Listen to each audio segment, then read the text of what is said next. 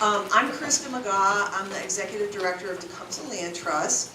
And one of the first things we want to do this morning is just kind of introduce you to some people who are pretty key players in terms of connecting to landowners with this Jacoby partnership project that we're about to start on.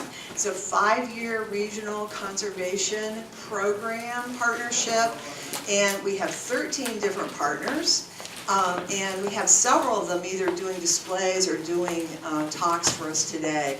And it's really unusual for us because we have a concentrated amount of EQIP dollars. That's Environmental Quality Improvement Program. You'll be hearing a little bit more about today. That's for putting conservation practices actually on the ground. We hear a lot about pollinator plantings, buffer strips, cover crops. So these are all things that you can get some significant funding for through the EQIP program. And it's 26,000 acres, this project area. So to have $350,000 concentrated on that area over 5 years is, I think, a real unusual opportunity for us. One of the reasons I think we were selected one of 70 awardees for the Regional Conservation Partnership out of the whole country last year is I think that we did have such a great group of partners here, and a real high level of conservation awareness to start with. So they're hoping from the Natural Resource Conservation Service to really see some creative things and some high quality things happen conservation-wise as a result of these partnerships in different parts of the country. There's one that's kind of getting close to wrapping up in Highland County. Hopefully we'll be able to share some over the next year or two as they're kind of wrapping up and putting together what their results were. I'm looking forward to that. I am one of 3 full-time staff people at Tecumseh Land Trust. Our Associate Director, Michelle Burns, in the gray shirt in the back there, is your key in terms of any conversations about conservation easements in particular. So if you want to get more information after today, schedule a meeting with her and she can look at what your property is like and what programs for conservation easements might work for it. And we have, I think, 5 different funding streams basically that we can put together depending on whether you have more riparian creek streamside forests, that kind of feature on your property, or whether it's more straight agriculture. You know, we can put those combinations together. And she's the person then that really works on those projects. Once we get application materials together, get the financial award for your property, then she is the one that brings that to fruition, and she's done more of it than anybody in the state, let me just say. And also I want to introduce some other people who are very important as far as the whole process, especially with getting access to the EQIP program. Tom Bonk is our FSA Director for Greene County. And the Farm Services Administration, is that right? Farm Service Agency. Okay, all right. I'm getting oriented a little bit at a time, but if you are interested in participating in the EQIP program or pursuing the easement purchase program at some point as well, Tom is the key person to talk to figure out if you have a farm number in the system, in the FSA system, the paperwork that you have to do to get enrolled. He's the man that can help you through that process. Lane Gehringer is our district conservationist, so he's a Natural Resource Conservation Service employee in Greene County, and he will be the key person to walk your property with you, to talk to you about what kind of resource needs you might have on your property. Is there too much water? Is there an erosion issue? What are the possibilities that you might be able to do to improve the quality of your soil? Those are all things that Blaine can look around with you, and we're really looking forward to getting him out there to begin to assess what the possibilities are, so that we can help you with those practices that you're interested in. We also have got Trevor Corboy, I haven't seen, there's Trevor, okay, who is our OSU extension agent, or that's what we used to call them, ag agents. He's an agriculture and natural resource educator, I think. And it's great to have somebody in that role. We haven't consistently had that filled, unfortunately, in Greene County, and so it's really nice to have him in place. OSU has a lot of information about farm lease documents, examples of documents, about different types of agriculture. I know some people are very interested in non-GMO crops. He really has a wealth of connections, and also is happy to go visit farms and walk around. So if I can help in any way, just let me know. All right. So it's great to have him on board. I wanted to then next just introduce you to David Monti, who is works with EQIP at the state level from the Natural Resource Service, Conservation Service, and he is the head of the Regional Conservation Partnership Programs in Ohio. I think there's 3 of us that are just starting out. There's 3 new ones, New ones? and 3 that are on their way out the door at the end of the process. And I wouldn't say I'm the head. I'm probably just a coordinator. If I'm That's okay. But that's, yeah. Coordinators make things happen. Contact person. But yes. So yes. we work with Krista quite a bit, and Good. Everybody And else. I kind of feel like I could introduce virtually everyone in the room, because many of you have got experience, you've preserved your farms, you've done, you are offering conservation organization or conservation education in different formats. But I think we should get on to hear from Nathan Rice.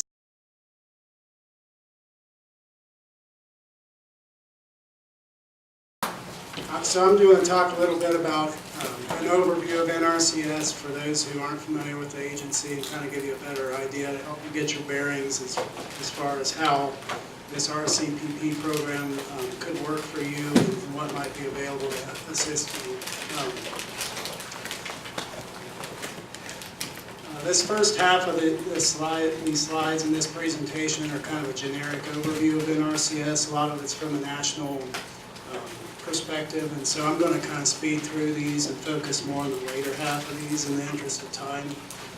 But we all know that there's increasing demands on our natural resources and land use because of a growing global population, more mouths to feed, and so finding that right balance of maintaining productivity while keeping it sustainable is important. Just keep clicking. We invest an average of $8 million a day across the United States through NRCS in conservation.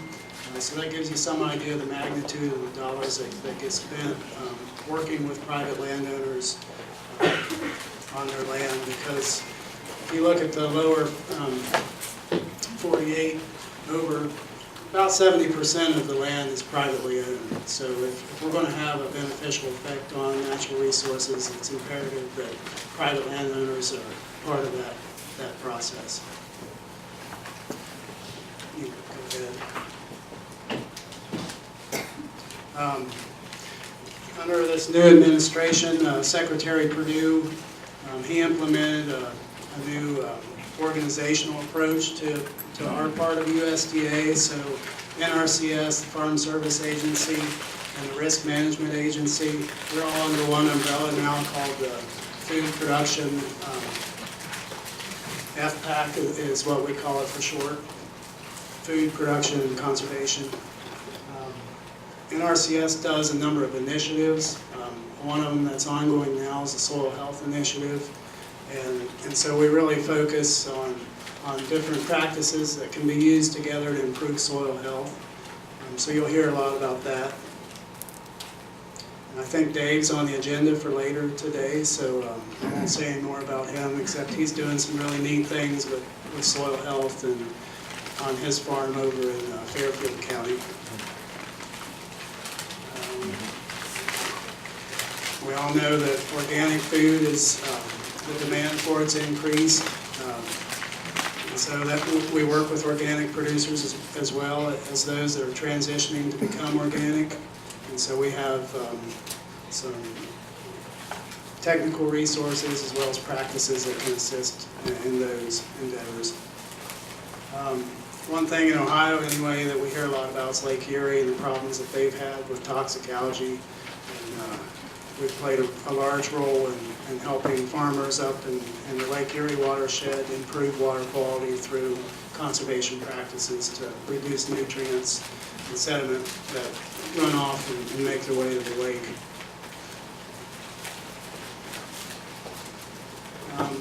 This is just kind of an overview of these national programs. Our big ones are our Conservation Technical Assistance Program. That's really money that pays NRCS staff to provide one-on-one assistance to landowners. And then we have financial assistance programs. EQIP is the biggest, and then we have the Conservation Stewardship Program, CSP for short, it's another one. And they make large investments in funds that get paid to landowners through contracts to do different conservation activities. And then the Ag Conservation Easement Program, it's the one that buys easements from landowners to protect their ground for different purposes, whether it's farmland protection or the wetland enhancement program, where wetlands are restored and protected for perpetuity. So this brings us to kind of the focus of what I wanted to talk about with conservation planning, to give you a better idea of how we work with landowners and agricultural producers and what we do. So one of the first things that I want to make clear is our programs and services are completely voluntary. Sometimes people wish that we were the conservation police and could come out and tell people, you know, you're doing this wrong, or you're eroding too much soil and you should do this differently. But we have very few and limited regulatory tools in our agency to really do anything. It's voluntary.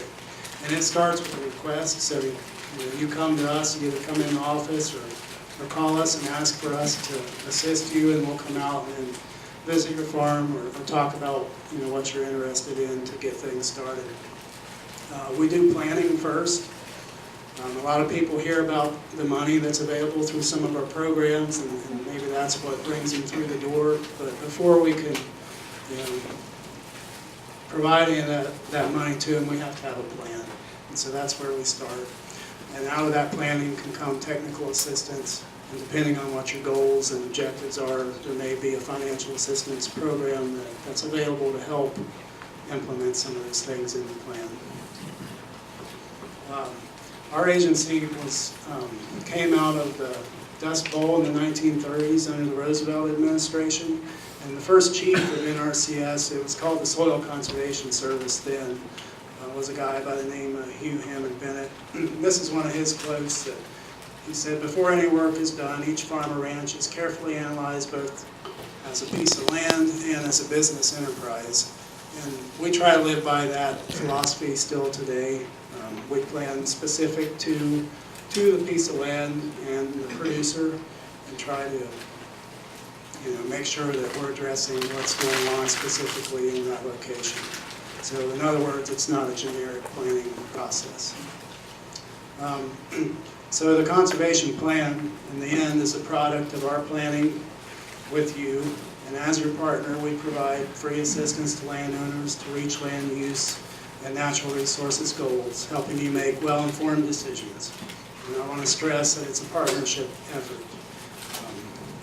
Sometimes, we could do the planning on our own, but it's not going to be as good a product in the end as if you're actively involved and engaged in the process with us. So to give you a little better idea of what that looks like when we come out first and visit with you, we're going to discuss your objectives, talk about what you're trying to do, what type of operation you have, be it crop or livestock or organic or some other specialty production. We're going to examine your natural resource concerns So, you may tell us what problems you have, and we may see them as we inventory and assess your farm. We're going to be looking for things like soil erosion, water quality issues, whether it's too many nutrients that are leaving fields or running off the livestock headquarters, manure that's washing into a creek or a ditch. Air quality, things like odors, dust. So pretty much anything to deal with soil, water, air, plants, animals, whether it's livestock or wildlife, and human considerations as well. But we'll talk about your farm, your business goals, and any future plans you have. So maybe you're trying to expand or increase your acres or your number of animals. And then we'll review different conservation practice options that could be potential solutions to some of your problems. And part of that is providing you multiple alternatives. So, there may not be one right answer. There could be several options, and we try to present those to you through the plan so you can decide which one might work best for you.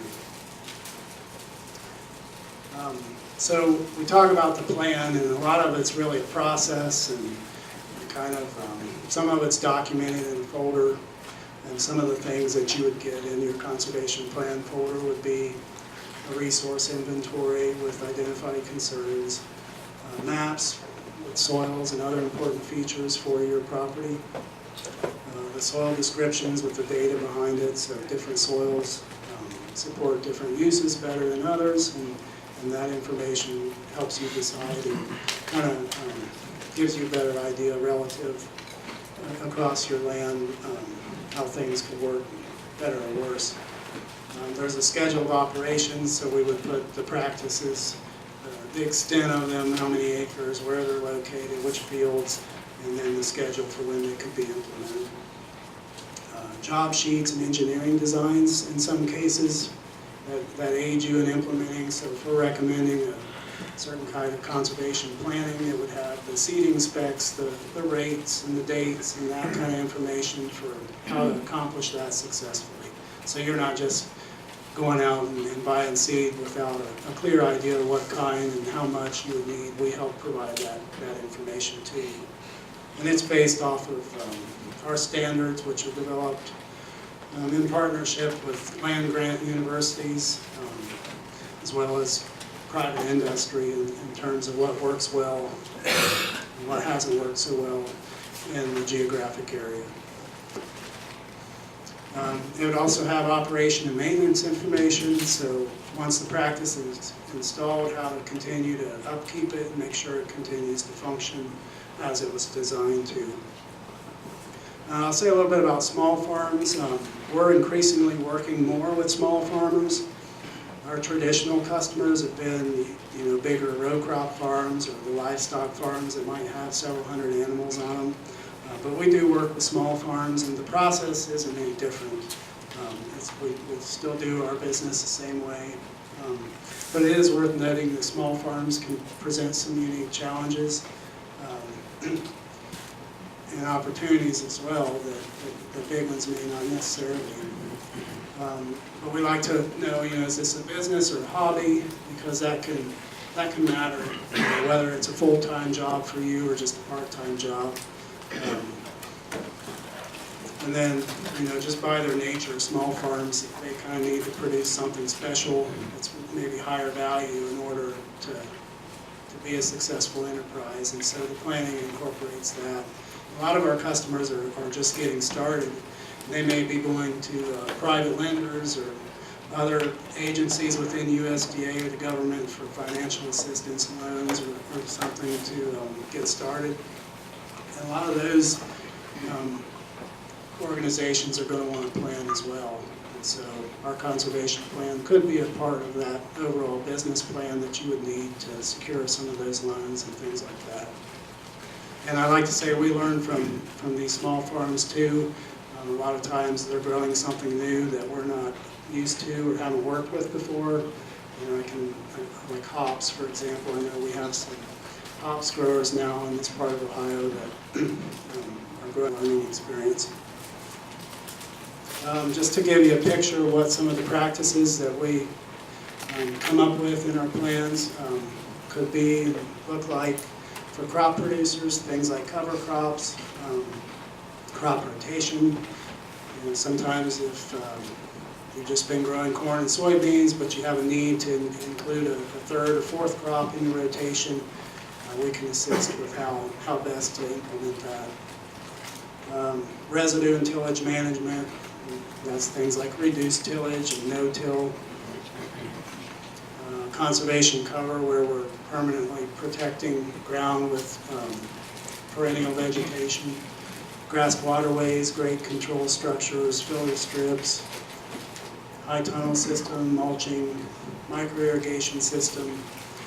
We do those in some of these high tunnels where we're growing specialty crops, and we're extending the growing season by manipulating the climate underneath that plastic, and so we need to supply water. Water pipelines, and then nutrient and pest management. We like to apply these practices in combination. A lot of times they have a synergistic effect on one another, where if they're applied together, the benefits can be much greater than if we're just doing one at a time or applying them individually. And this is just an example for no-till fertilizer or waste, manure waste management and cover crops.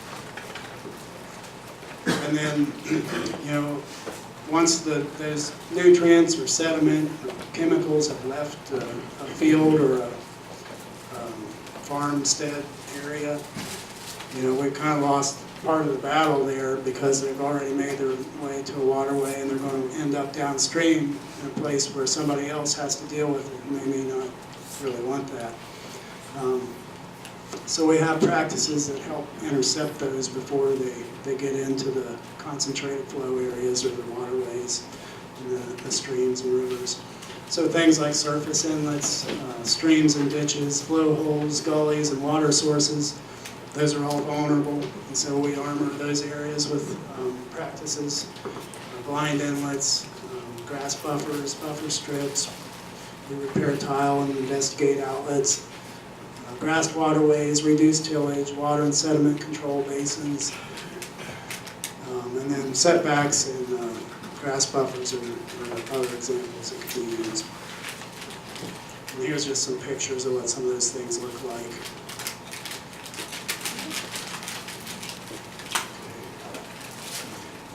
And the conservation plan coordinates all that together. And then just some examples of things we do with livestock producers: fence, watering facility, water lines, heavy use area protection where animals might be concentrated in the wintertime to feed.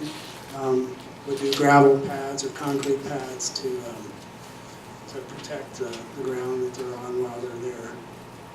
Forage and biomass planting, prescribed grazing, and waste storage. And just like to reiterate that nothing we do would be possible without partnerships. And then this group here today is a prime example of why partnerships are needed. The RCPP program, it's a partnership program that brings the resources of EQIP and ag conservation easements with a local sponsor that can organize the local area, that can bring, you know, matching or in-kind contributions that come together with our technical assistance and financial assistance through the programs, and hopefully amount to more than if we were doing it on our own. That's why the program exists.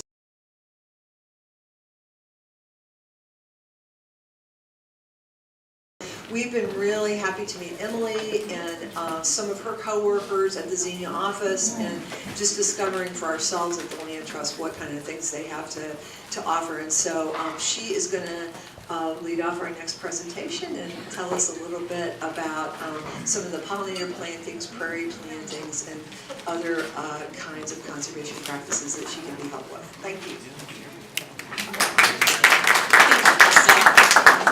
As she said, my name is Emily Archibald. I am a private lands biologist with Ohio Division of Wildlife. So I specialize in working with landowners and helping them improve their property for wildlife. specifically, but a lot of the practices that we encourage people to do for wildlife also have soil and water benefits and other larger ecosystem benefits as well. So we'll get into it. So just kind of an overview of some of the different things I'm going to talk about. Why we encourage people to plant native vegetation and do things like buffer strips or conservation cover, some of the different methods for creating that habitat, as well as some of the long-term maintenance for keeping that habitat viable. And then towards the end, we'll talk about some of the financial assistance and resources that are available for landowners.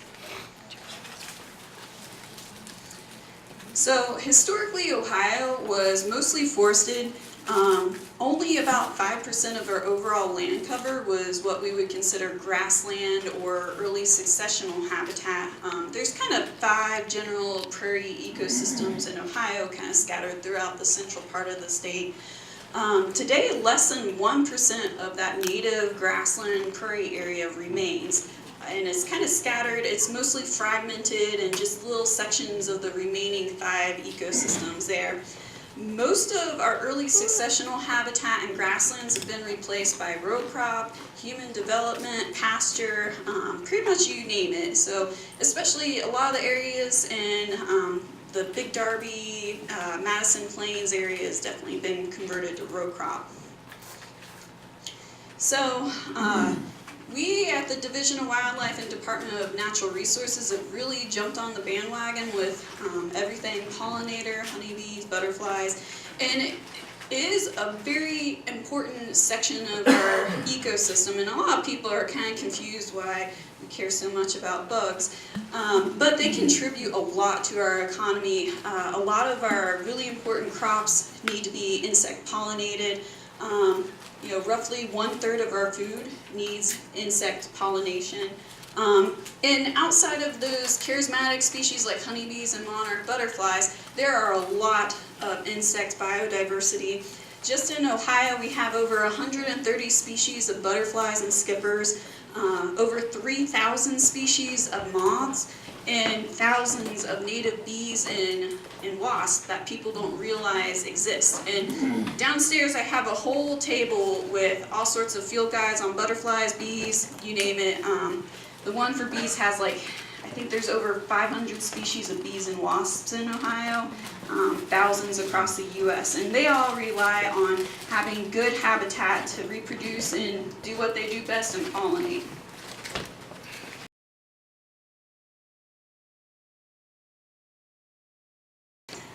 This is purple loosestrife. It's not so much a problem here in my area in southern Ohio as it is up in northern Ohio where they have big wetlands. That's just one example of a really nasty invasive species. The worst parts of invasive species are they tend to take over an ecosystem and create a monoculture, which is just about the worst thing you could do for any wildlife or insect populations, because it creates a boom and bust cycle of food sources. So if you have a whole forest full of honeysuckle, all that honeysuckle comes into bloom at the same time, and then once it's done blooming, there's nothing left for any insects to use. It also is generally less nutritious and beneficial for wildlife. I do a lot of work for quail restoration in southern Ohio, and honeysuckle looks like it would be really great cover. Just looking at it from afar, it's a nice pretty bush, it's got berries and all that. But when you look at the structure of the plant, it doesn't grow in a way that's beneficial for cover. It kind of grows like an umbrella and then fans out. And it leaves a lot of space underneath it for predators like house cats or skunks or any other nest predators to get in there and be able to get some of our more vulnerable species. Going along with why we jumped on the bandwagon with pollinators, they're the basic component of a lot of our wildlife systems. Pretty much any bird, whether it's a quail, a turkey, a songbird, an eastern bluebird, needs to have insects in its first few weeks of life to grow. Vegetation doesn't have nearly the amount of protein or lipids in it to adequately sustain growth, versus a caterpillar, which might need a specific host plant or needs a specific habitat component, is like a little mini hot dog, and it has a lot of fat and a lot of protein in it for young birds. This actually came out of the crop of, I think, either a turkey or a quail. You can see all the different insects in there. There's some different spiders, dragonflies, grasshoppers. All of those are really, really vital food sources. And then also planting native vegetation in your property is also really beneficial for everything else that eats vegetation.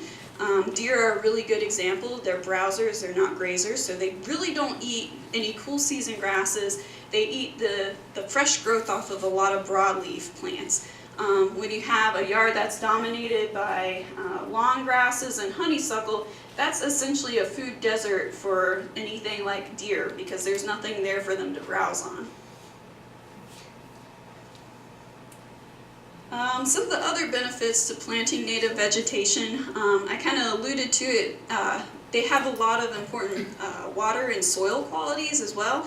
We use native buffer strips around the edges of field to help stabilize the soil and catch some of the sediment that's coming off fields in rain events. They also don't require a lot of water. Most of our native plants put down really, really deep root systems. I think one of the examples, Indian grass, which is a native tall prairie grass, has root systems that are easily 20 feet deep. So it can reach down and tap into those nutrient and water sources that a lot of grasses like Kentucky bluegrass can't do because it's only got 6-inch deep roots.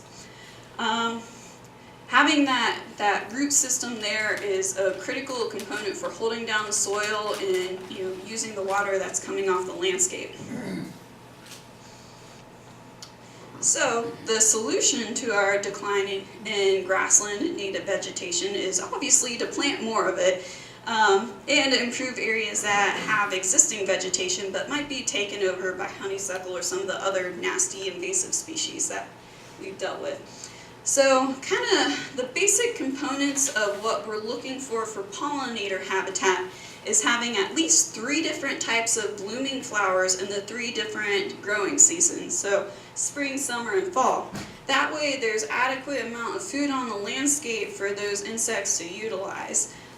Ideally, we like to have flowers that are different colors and different shapes because some insects, like for example, penstemon, which is the beard tongue, it's got weird shaped flowers so only honeybees and some of the bigger bees can get in there, versus some of the other things like I think it's spiderwort is usually moths that pollinate that. So in general, having more diversity on the landscape will improve those insect populations, which will in turn improve all the wildlife on your property.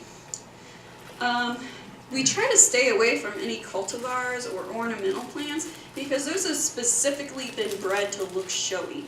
And for example, some flowers that have the double blooms on them, you can't actually get to the nectar in them anymore because they've been bred to look nice and it's closed off those routes. So we try to encourage people to plant wild type flowers in any of their habitat projects that they want to do. And downstairs on my table, I'll probably reference that a lot, I have a list of native plant vendors throughout the state. It's kind of a hodgepodge and it's not in any particular order. Some of them have native trees and shrubs you could buy. Some of them specialize in seed. Some of them specialize in plugs or already partially grown plants. So feel free to use that. As I said, the more diversity you have on your property, the better. And going back to invasives versus natives, one of the things I tell people to look at is how much of the leaf has been eaten. If you go out to honeysuckle, you'll see perfect leaves that haven't been touched. There's no blight on it. There's no insect chewing on it. Versus if you go out to an oak tree that's native to this landscape, you'll see little tiny holes in it. You might see some spots where there's been a leaf miner going through it, and that's a good indicator that there's insect communities using that plant and it has a role in this ecosystem. So in general, with any habitat project, you need to be fairly patient. And we kind of follow the 3 Ps. It kind of depends. When we write plans for landowners, each property is different, and each landowner has different goals for their property. So we try to take all that into consideration and tailor what the landowner needs to do for that property. But in general, make sure you're planning what you want to do beforehand. Just jumping into stuff without a plan is never a good idea. It's like building a house without a blueprint. Having patience is a big one. A lot of the native plants that we're planting are perennials, and they take a lot of time to germinate and put down those really deep root systems. So in the first year or two, you might not see a lot of them on the landscape, but then in year 3, they finally got established and they're ready to bloom and do their thing. And then persistence with invasive and non-native vegetation is very critical. We work with EQIP and CRP and a lot of other agencies, and CRP especially is a really important tool for getting habitat back on the landscape. And I think a lot of people think that once they plant it, they don't have to do anything with it, which is not true. Because like I said, Ohio was 95% forested pre-European settlement, so pretty much everywhere in Ohio wants to be a forest. So in those areas that you don't touch, usually in year 4 or 5, you start getting trees, whether they're non-native trees or they are native trees. So just keeping an eye on the progression of whatever you're working on and making sure that what you planned it to be is actually there. So we're going to talk about some of the different scales. So, as a private lands biologist, we do everything from backyard butterfly gardens clear up to hundreds of acres of quality deer management. Usually I kind of end up doing the larger acreage versus the smaller ones just because of the geographic area that I have, but I have done quite a few butterfly garden planning for the Dayton area. And it kind of depends on what the landowner wants to do, and especially if it's a smaller area, it's completely up to their imagination. So I've seen some people do some really, really extensive wildlife plantings on 1 acre. So it's kind of up to what your individual goals for the property is. We just try to steer you in the right direction and give you the tools that you need.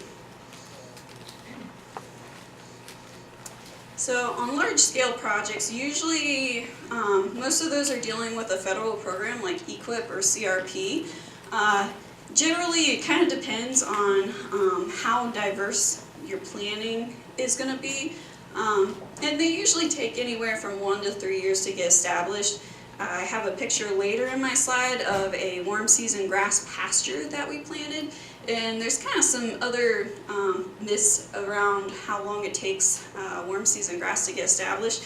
And within the first season of us planting it, they already had Indian grass that was seeded out, and it looked beautiful. And part of that was the weather was perfect that year, but a lot of those, if it's in good soil, it doesn't take nearly as long as what people think it would to get that established. It can be expensive to plant native vegetation depending on what you're planning on doing. If you have a seed mix, that tends to be cheaper versus larger plants, like a 5-gallon tree is going to be a lot more expensive than some of the cheaper wildflowers like partridge pea. But once again, it kind of depends on the landowner and what the goal for that property is. The small scale projects are usually less inclined to have financial assistance, but I've seen some really crazy detailed ones. It kind of depends on how much you like pulling weeds and gardening, but a lot of people that I deal with that want to do the butterfly gardens, we give them information from the National Wildlife Federation and some of our other partners that we work with. So these are kind of the basic steps for establishing any sort of grassland or pollinator area. Basically, the biggest difference between those is the seed mix, and I'll go into that later. But when you're planning this out, you really need to think about all of these different components because they can affect how the end result is. So the first step is site selection. I think there's a couple more. Yeah. first step is site selection, so knowing what you want to do, where you're going to do it, and then you want to pick seeds that are going to do well on that specific site. And then you want to figure out if there's a lot of invasive species or what you're going to have to do to prepare that site to be seeded. And that is really the most critical step. If you're planting into straight up sod forming grasses like lawn grasses, it's not going to do well. Same if you already have a lot of teasel or some other nasty things on the site, it's just going to get crowded out. So site selection kind of depends on what your property looks like, if it's in a federal program, and what your goals are. Some different things to take in consideration are critical areas, like if you have a stream that is eroding very badly, you might want to plant a buffer strip along it or do some sort of stream restoration with like willow stakes. If you have another area that is just pasture and you want to make it a little bit better cover for deer bedding or something like that, it kind of depends on what the goal is. I'm going to say that a lot, but we try to tailor everything to the landowner and what resources they have available and what their property already looks like. So when planning, you also want to consider what type of maintenance it's going to take in the future, especially if you actually have the equipment yourself or if you need to use somebody else's or a neighbor's. Those are all important considerations to think about. You're going through all the steps and all the time and effort to get established. You want to make sure you have the appropriate resources for maintaining it in the future, so it's not just going to turn into woods again. So seed selection is also fairly important. You want to match your seed to that site and what your goals are. So if you're doing, a high diversity pollinator area that's slightly wet but really sunny, you want to pick something that's more of a wetland mix that does really wetland prairie type mix. Versus if you have a really shady, kind of forested area, you might want to pick some more like spring ephemerals or something that would historically grow in the woods. Once again, you want to use native vegetation instead of ornamentals or any cultivars because, as you know, we've got a lot of different plants that keep getting planted, and I think you have a list of like 100 species now that are considered invasive and noxious. So once again, plant native vegetation. And you want to make sure that you get your seed mix tested too. We work a lot with ODA as well as some other partners, and we have had issues with seed that comes in from other states. Particularly, unfortunately, Palmer amaranthus was an issue this year in Highland County where I live. Unfortunately, one of our landowners bought seed from Kansas, and it's not considered as much of a problem out there as it is in Ohio. And unfortunately, he did have Palmer come up in his field, which was a huge headache, and we've been working with ODA and our extension agent and a few other people to try to figure out what the best remedy for that is. But ODA does have seed testing services. Whenever we receive seed for our special projects, we always have them tested just to make sure everything's okay and there's not going to be any issues with that. We also, I'm getting ahead of myself. Generally, we recommend pure live seed over bulk. The bulk is generally cheaper, but you're going to get a lot more stems and inert material, and then it hasn't been tested, so you're never quite sure how much of it's going to germinate versus the pure live will germinate, and oftentimes those seed companies will compensate you with enough seed to make sure you have an adequate stand. So this is an example of two different mixes. This would be what we would consider a high diversity pollinator mix. And you can see there's a lot of different species of wildflowers on there, and they're very, very low concentrations. Like this one is 0.01 pound per acre. Versus this one was one that we used on a warm season grass pasture that we were working with NRCS through the Working Lands for Wildlife. And as you can see, the grasses are at much higher rate, and everything in general is at a much higher rate, and it's less diverse. So going back to site preparation, it's really important that you take care of any problem species now before you plant your seed. A lot of seed is pretty expensive, especially the more diverse it is, the more expensive it tends to be. The high diversity pollinator mix through one of our vendors can be anywhere from $200 to $350 an acre. So you want to make sure that you adequately control the bad stuff before you put all that money and all that seed onto the property and start getting weeds. So there's a number of different methods that you can do for site preparation, and this comes into play with the individual landowner, what resources they have and what they want to do. More and more, we're running into people that don't want to use any sort of herbicide on their property, which is perfectly fine, but you have to understand it's going to be a completely different way of preparing that site versus if you do use some herbicide. This is, whoops, Oh, I'm sorry. go back. Did I go Yeah, back? sorry.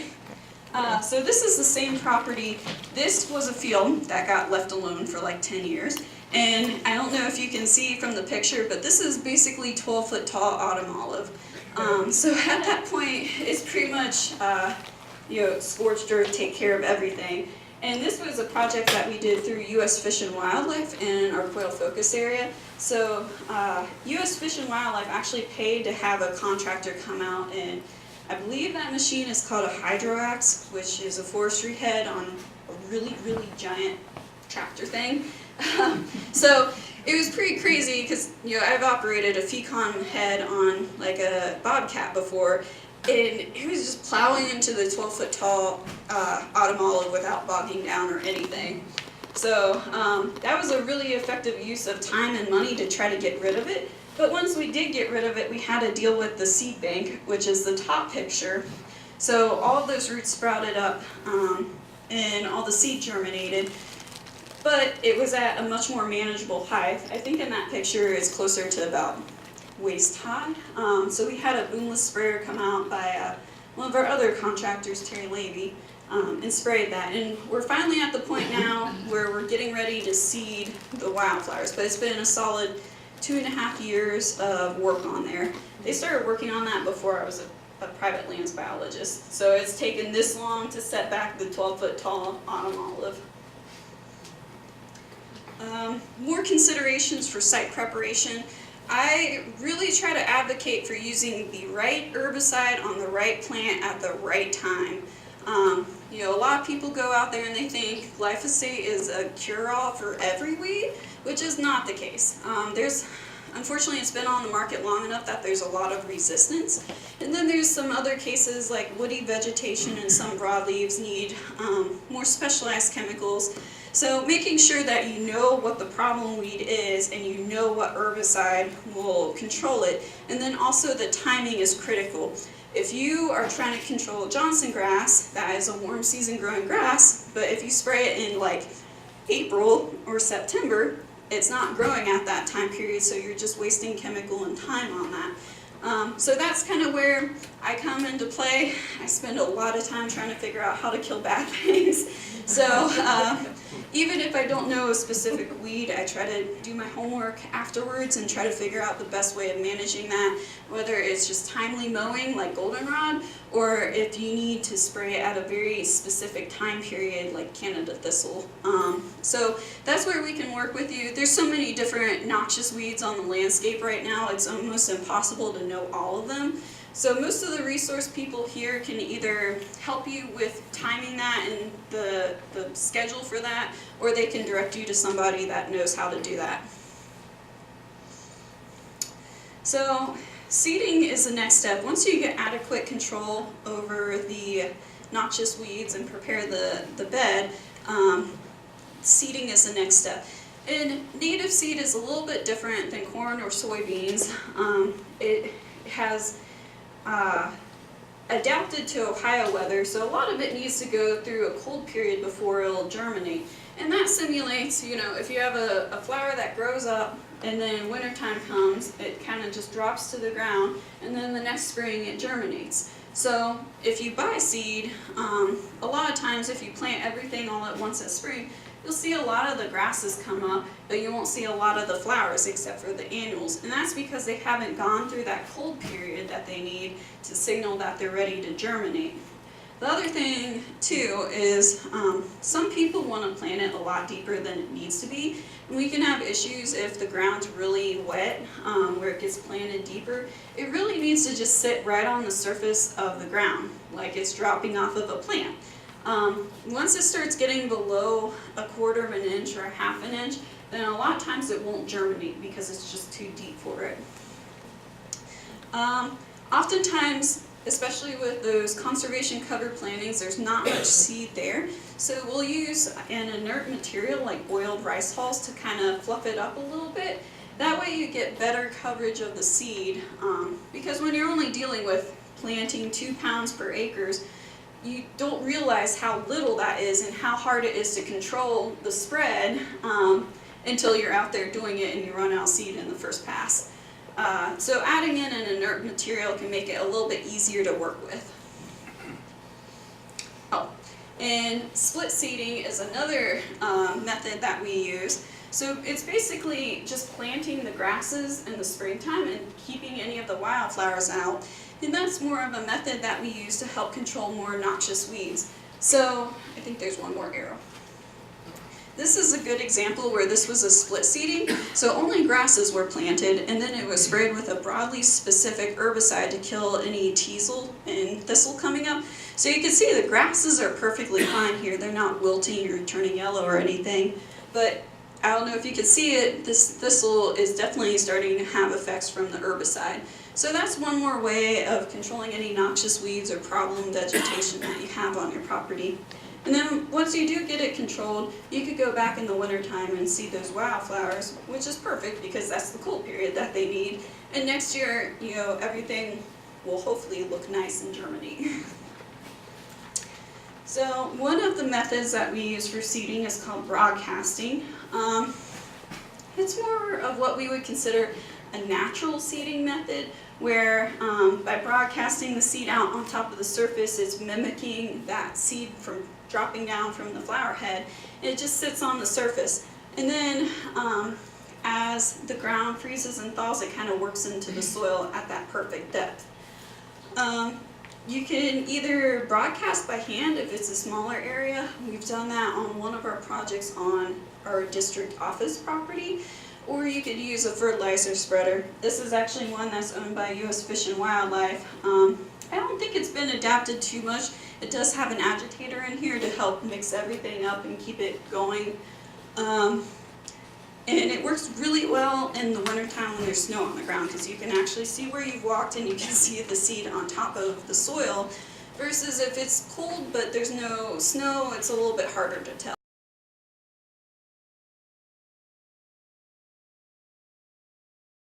Today I'm more concerned about how I can use cover crops to lower my input cost, to reduce the amount of things we have to use in the field like insecticides and herbicides and fungicides, and be more profitable.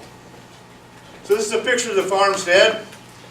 I happen to call it the Oasis of Ohio because it's all green. If you'll notice here, this is May the 18th, and the tractor's there at the bottom of the picture. We're planting corn. For 3.5 miles around us, it's all brown. I don't understand why, but that just seems to be the way it is, But we have been green, and we attempt every year to have 100% of all the cropland that we farm under cover. And we've accomplished that the last 5 years. So here we're planting some corn. All these other fields are too much to plant in. So the first thing we found out was our cover crops helps to pull moisture out of the soil. Next picture, please. This is not the moon. It looks like the moon. This happens to be my neighbor, who's my uncle. That's 99 years old as of last week. Still farming. Still enjoying life. But hasn't learned really to take care of his soil. So he always chisels in the fall. His erosion factor is about 13 tons per acre. I have not been able to convince him because just he's always done it, and it's always easy that way, David, you know. Next picture. Not only do we have erosion from wind or from water, but we have it from wind. You know, our wind erosion in the wintertime on tilled soils equal about 2.5 tons of soil leaving by wind erosion. By doing tillage and pulling tillage tools in the spring, when you see a dust cloud, that's about 2 tons of soil leaving per tillage strip in the field. Don't seem like much, you know, but it's important. Next picture, please. We have what we call real erosion, where we have little soil gathers, makes little reels in the soil, and this is about 15 tons of soil loss per acre per year. The reason we don't see much of this is every year we smooth it out with a tillage tool with no vegetation. It always happens right after planting because that's when the soil is loose, you know, and we have no infiltration. If we do the tillage, a 1/2 inch of rainfall will compact the surface, and any rainfall after that will slide off. Next slide, please. So this is just real erosion or surface erosion. As you can see, the top of the knoll has no corn growing on it because that's all subsoil. The middle of the field's growing pretty well, and the bottom of the field has got all the good soil in it. It's covered up all the crop that was planted. You know, why is this important? NRCS nationwide says average soil loss for the United States on crop productive fields is 7 tons per acre. Why is that important to David? That means in 1 ton of soil, we lose nitrogen, phosphorus, potash, and trace elements. In 1 ton of soil, a farmer loses $4.37 of nutrients. If there's 7 ton there, guess what? That's like $32 in my fast math, you know. Just imagine if we could keep that soil where it belongs. Every producer in the United States could make 32 bucks an acre just by saving the soil. You know, if we save the soil, we increase the organic matter. If we save the soil, we increase water infiltration. You know, we don't have a runoff problem, it's an infiltration problem. If we could infiltrate this water, we'd no longer see phosphorus and potash in the rivers and streams. We would no longer see high concentration of carbon in the atmosphere, which is affecting, I think, some of the weather patterns we're seeing. You know, these are things I think we need to talk about climate change. If you ever look at a weather forecaster and they show you the carbon dioxide in the atmosphere, and they'll start in January, and the map will be kind of light red at the very top, very little carbon in the atmosphere. If you start looking at April, May, and June, it gets real bright red. About 75% of the map's red. You know, then June, July, and August, it goes back to where it was in January and February. October, November, December, it gets bright red again. I was at a climate change meeting 2 years ago with weather forecasters, and he says, we don't understand this problem. You know, and all I had to tell him was, guess what, that's where tillage is done. You know, if we listen to some of the professors at Ohio State, like Dr. Ritan Lau, Dr. Ritan says if we quit doing tillage in the U.S., there's not enough carbon dioxide to worry about the atmosphere. Tillage creates more carbon dioxide in the atmosphere than automobiles does in the U.S. That's hard to imagine. You know. And if we lose carbon out of the soil, we lose nitrogen. We lose organic materials. Those kind of things happen. This is just, and it's not a very good picture, but it's a picture showing, I want to show you that in the right hand, on top of the picture is conventional tillage runoff. The very bottom of the picture is our no-till fields with clean water running into this waterway situation. The very top of the picture, they're losing 13 tons of soil per acre. Bottom picture, less than 100 pounds per acre. You know, guess what that means? If you look at our farm, and you're more than welcome to come to our farm, and look across the road, our neighbors' fields are 13 inches lower from the asphalt than ours is. Why is that? Erosion, compaction. These are visual things you can see. You know. Next slide. So now we're going to talk about how we can save the soil and use cover crops, and why I use cover crops. This has to be one of my primary cover crops, and this is a daikon oilseed radish. We use it to do our tillage. We have not tilled our home farm, or any of our farms, since 1971. You know? Funny thing, I do work real close with some of our agriculture people, and one of them I like really well is Larry Mayer from Jeffersonville, that sells farm equipment. And Larry, we buy some things from him, and Larry come to me and he says, "You're not buying many plow parts or disc parts anymore, David." He says, "What are you doing?" And I said, "Well, we have cover crops that have deep roots to do our tillage." Well, he said, "I guess I'm going to have to sell you a ball of iron, man, because you're going to have iron in this soil to make it work." You know? Maybe they will. But so far, what we've seen from our cover crops as we use them, it pulls nutrients from different levels in the soil. It loosens the soil. It builds organic matter. It influences the beneficial insects we have. On our farm, if you would come during the summer and use a sweep net and sweep 3 times, you'll count 3,336 beneficial insects in that net, and only 3 harmful ones. We have not used a fungicide or insecticide for 13 years on our crops.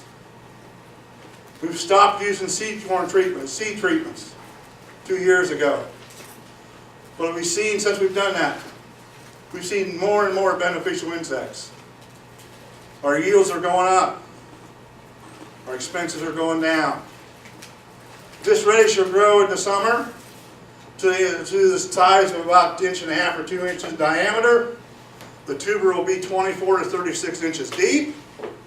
It will have a taproot another 30 inches deep. So we actually can have a root mass 45 to 60 inches deep in the soil. That root mass brings nutrients up, brings trace elements up, and loosens our soils. It's a great place in the spring to find earthworms if you want to go fishing. When I did this back in '69, the first year I ever did a cover crop, more than one cover crop, I looked at those things and I thought, my goodness, what am I going to do with this? And that was in the fall, you know. And they were sticking out around 18 or 20 inches. Some of them were 5 inches in diameter, you know, 30 inches long. Oh man, what am I going to do come spring? Come spring, they all rotted up. Went out there early March, dug in there. We found 300 earthworms in one casting. Couldn't figure out why, because I figured when something decomposes, it usually becomes an acid, you know. What happens to a radish, it becomes a sugar. So it draws all those beetles and those earthworms to there. It's a food source before the soil warms up enough to feed them. So now we have better than 400 to 500 earthworms per square foot. You know? And that problem is finding earthworms to go fishing. Next picture, please. We like our cover crops. This is our first year to have cover crops that was 12.5 foot tall. You know? And what we do with our cover crops, we try to look for what we want to do. I want to mimic Mother Nature. It's hard today to tell you about how to mimic Mother Nature today, because we're not able to look out the window and see the woodlot, or see a fence row, or see what's going on. But everybody can visualize a woodlot. A woodlot has many different species, many different sizes. Canopy is different. Look at this cover crop. Some of that stuff's 12 foot tall. Some of it's 2 inches tall. So we designed this about 5 or 6 years ago through trial and errors and having all kind of problems. But it finally worked out for us. So So here we're using sorghum sudan, pearl millet as our warm season grasses in our blends. Planted after a wheat harvest. Was planted the last week of July. This is a picture taken October the 1st. This was planted July 28th. 45,000 pounds of green biomass, October the 1st, in that field. Guess what that's doing to my soil? Guess what that's doing to my organic matter? We also have legumes in this mix, which is sun hemp and cowpeas, which is a warm season legume. So if we happen to have weather like we have this year, lots of rainfall, lots of 90-degree days, we're doing really well, as you can see. You know? Then underneath that canopy, we have our cool season things. We have barley. We probably have some rye in there. We have some buckwheat in there. We have crimson clover. We have winter pea. We have hairy vetch. You know, those are all nitrogen sources. If you visit the farm today, all the big tough stuff there that's green now is brown. But underneath there, it's all green. Now all the green stuff's 1.5 feet tall. We're trying to have a green biomass grow at least 320 days out of the year. It'd be nice if we grow 360, but you know, we usually have 35 or 40 days below zero, and it's not, or below freezing, and it's not going to grow. You know, but what have we done? We've taken the carbon from the atmosphere, put it through the plant, put nodulation in the soil, and come spring, we'll just go in with a corn planter and plant it. And you say, how do you do that? Well, the first years we did it, we just kind of wandered around, tried to figure out how to make it work, and when everything looked knocked down, when you pulled out of the field, you felt you did a good job. You know? Now we have lots of good things on our piece of equipment. We have guidance. We have monitors telling us what to do. It is easy today to plant green. It is real easy to plant green. Every piece of equipment is manufactured today, no matter what color, will plant green. It don't have to plant brown.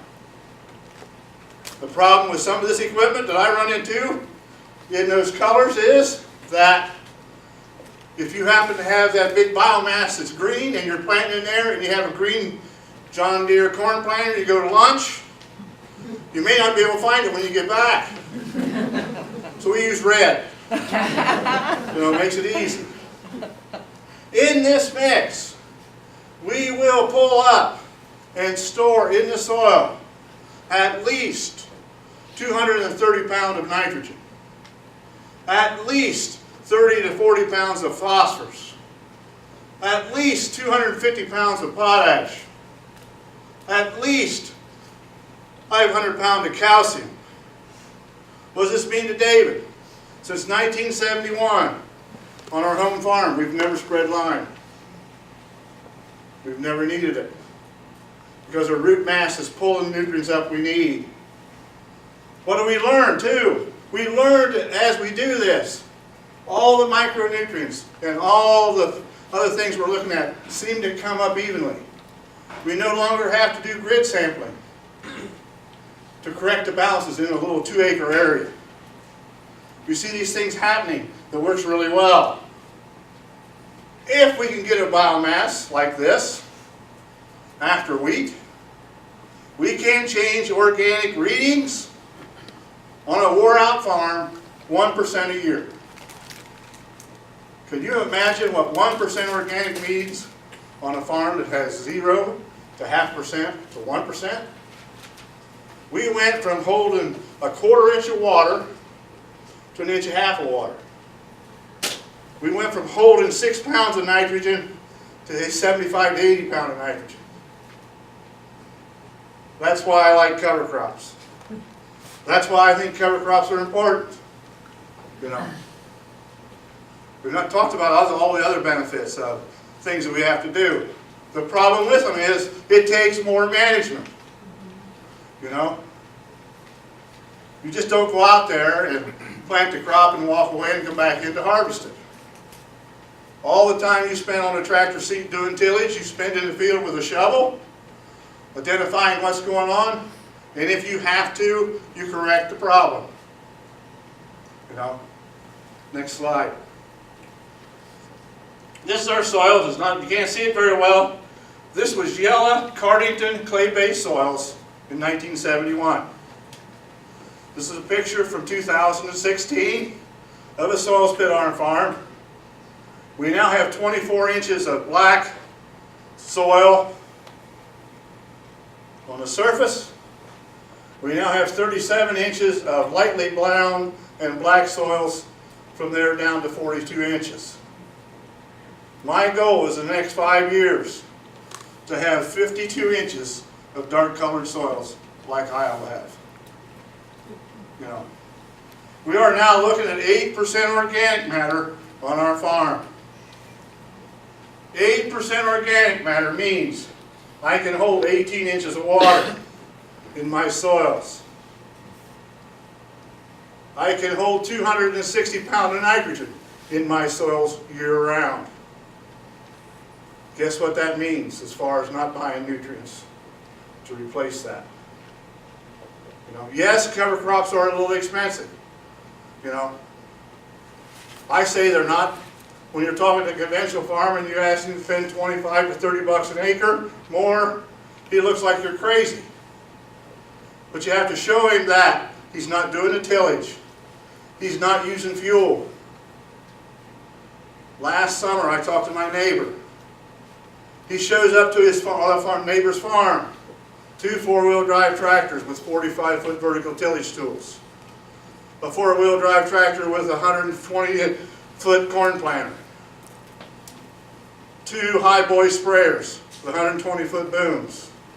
This fall, he was in there with 2 12-row John Deere combines. I talked to him this fall. I says, how is he doing? He says, well, we're not going to make any money this year. I says, why not? He says, the corn's making 235 bushels an acre, and I got $575 in just out-of-pocket cost. That's fertilizer, seed, chemicals, and fuel. I said, you have any idea how much fuel you're burning? Oh, he says, we're running about 27 to 30 gallons an acre. I went, well, you're doing pretty good. With all that big equipment. He didn't say any more and got in the combine and left. I went back home, looked at my fuel bill from last year. 900 acres of row crop. No-till, cover crop, harvested. Diesel fuel. 1.75 gallon per acre. A lot of difference there. Just think if I could show that man, show him how to reduce by 20 gallons per acre at $4 a gallon. Let's just use 3. That's 60 bucks an acre savings. You know, he's going to save a tillage pass, maybe 2. It's another 30 bucks an acre. We have farmers all over telling me they're saving between $90 and $100 just by doing no-till and cover crops. And they're not willing to spend 25 or 30 bucks for a cover.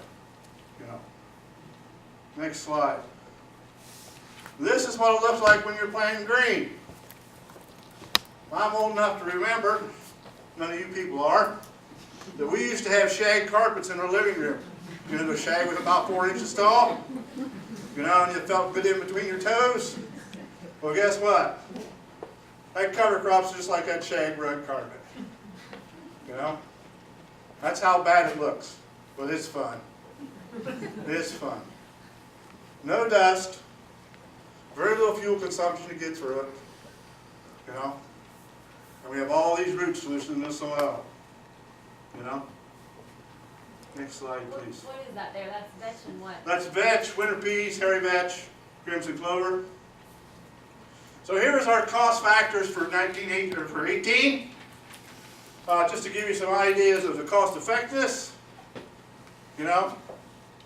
So our seed cost for corn is $56. Our cover crop cost was $32. Our starter fertilizer was $13. I probably shouldn't have put the rolling cost in there, but when I talk to people, I said, well, you know, you gotta roll it, so it's gotta be in there, so there's $5 to roll it.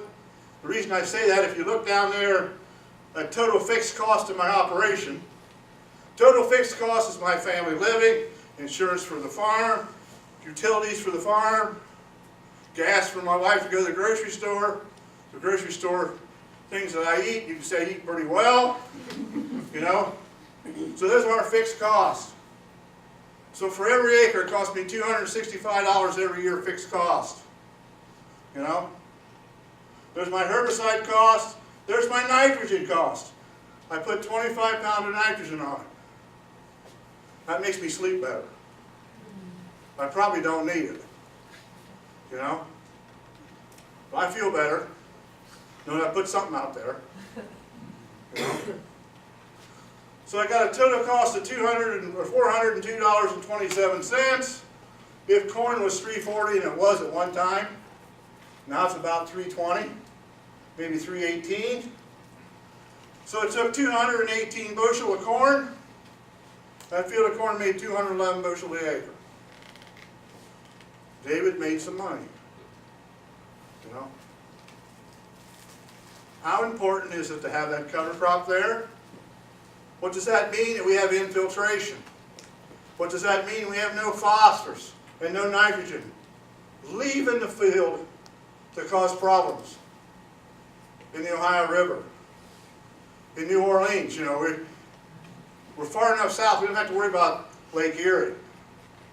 Do you realize the algae bloom this year could have been terrific if it hadn't been the water been so cool? The water in Lake Erie never got above 87 degrees, so the algae bloom wasn't as bad as they thought it would be. You know. Algae bloom is caused by the phosphorus and the nitrogen running off. If we can keep it on the farm, we can lower it. Just imagine keeping that 5 to 7 tons of soil, and you're saving that $4.83 for nutrients. It's not leaving.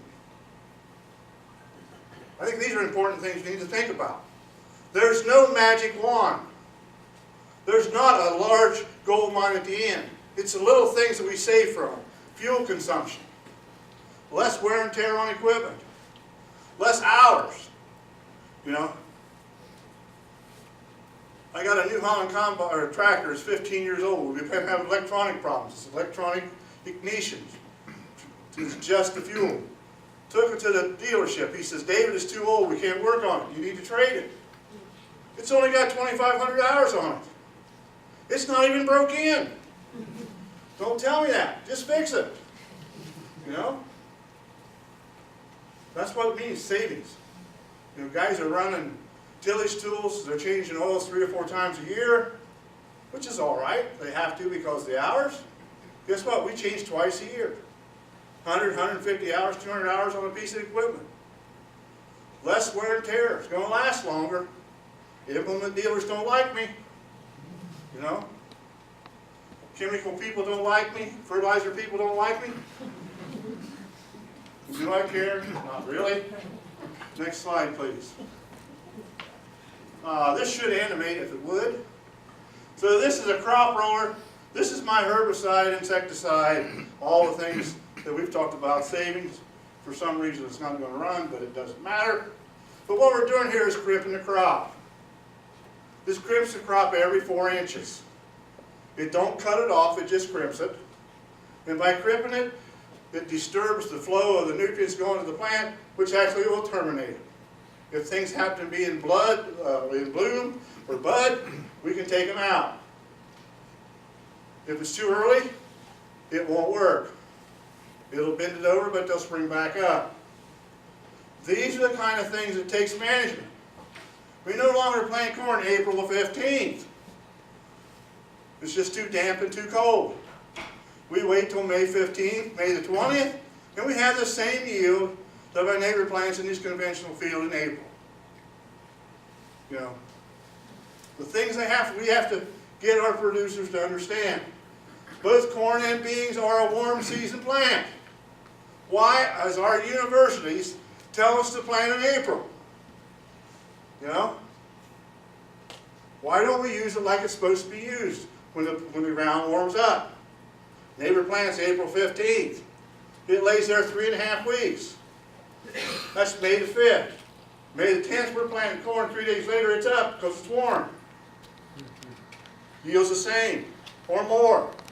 Moisture's lower. Guess what we've done to that soil that has that cover? It stays cooler in the summer. Perfect example this year. My neighbor's cornfield, August the 21st. It was 94 degrees at home, outside mean temperature. His soil temperature was 122 degrees in a conventional field. Corn plants were rolled up looking for water. Just had a 2-inch rainfall the day before. Went to our field with this cover, 87 degrees. Guess what? That corn was dark green. It was growing, putting grain in the ears. That's what we needed. You know. Next picture.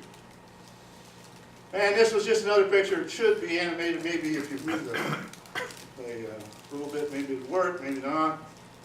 But, whoop, that's all right. This just shows you what it looks like as we plant.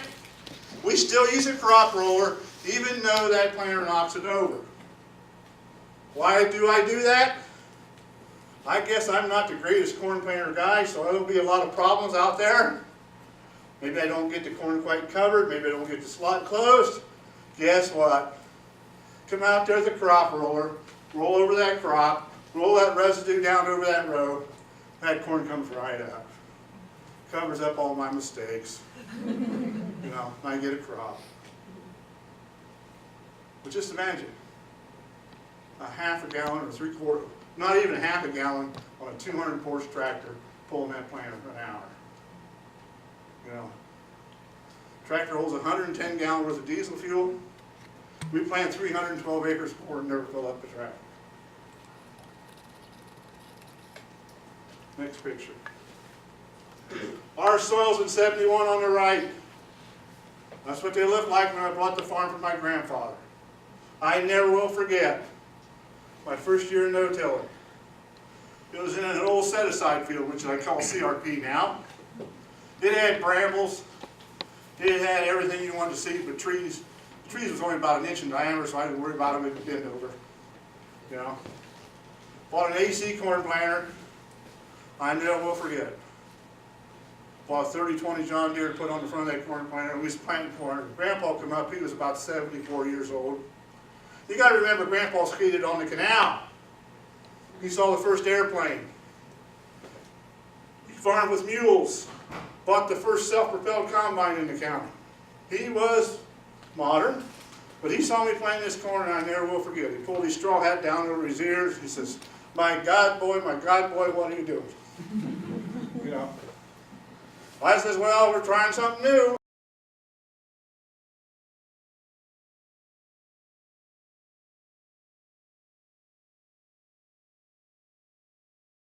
The bulk of my work focuses on transitioning to organic, so I have a lot of fun. I get to work with producers who are considering transitioning to organic, or go ahead and making the switch to organic, have already decided that they're going to do that. I get to help people kind of just coming in. So we work together on the really fun parts like the paperwork and then also the production pieces. So I learn way more from the producers I work with than they learn from me, but at least it's an exchange, and we do our best to get along. One group that I'll just mention briefly since Anne's in the room, and David as well, is the Grain Growers chapter. OFA has several chapters around the state, but one of them is a statewide chapter, and it's a Grain Growers chapter, and that group of people, highly organized, I would say that's probably mostly Anne doing that, highly organized like a hive, and very willing to share information. So several of those folks have just offered their cell phone numbers when I'm working with transitioning producers to just share them.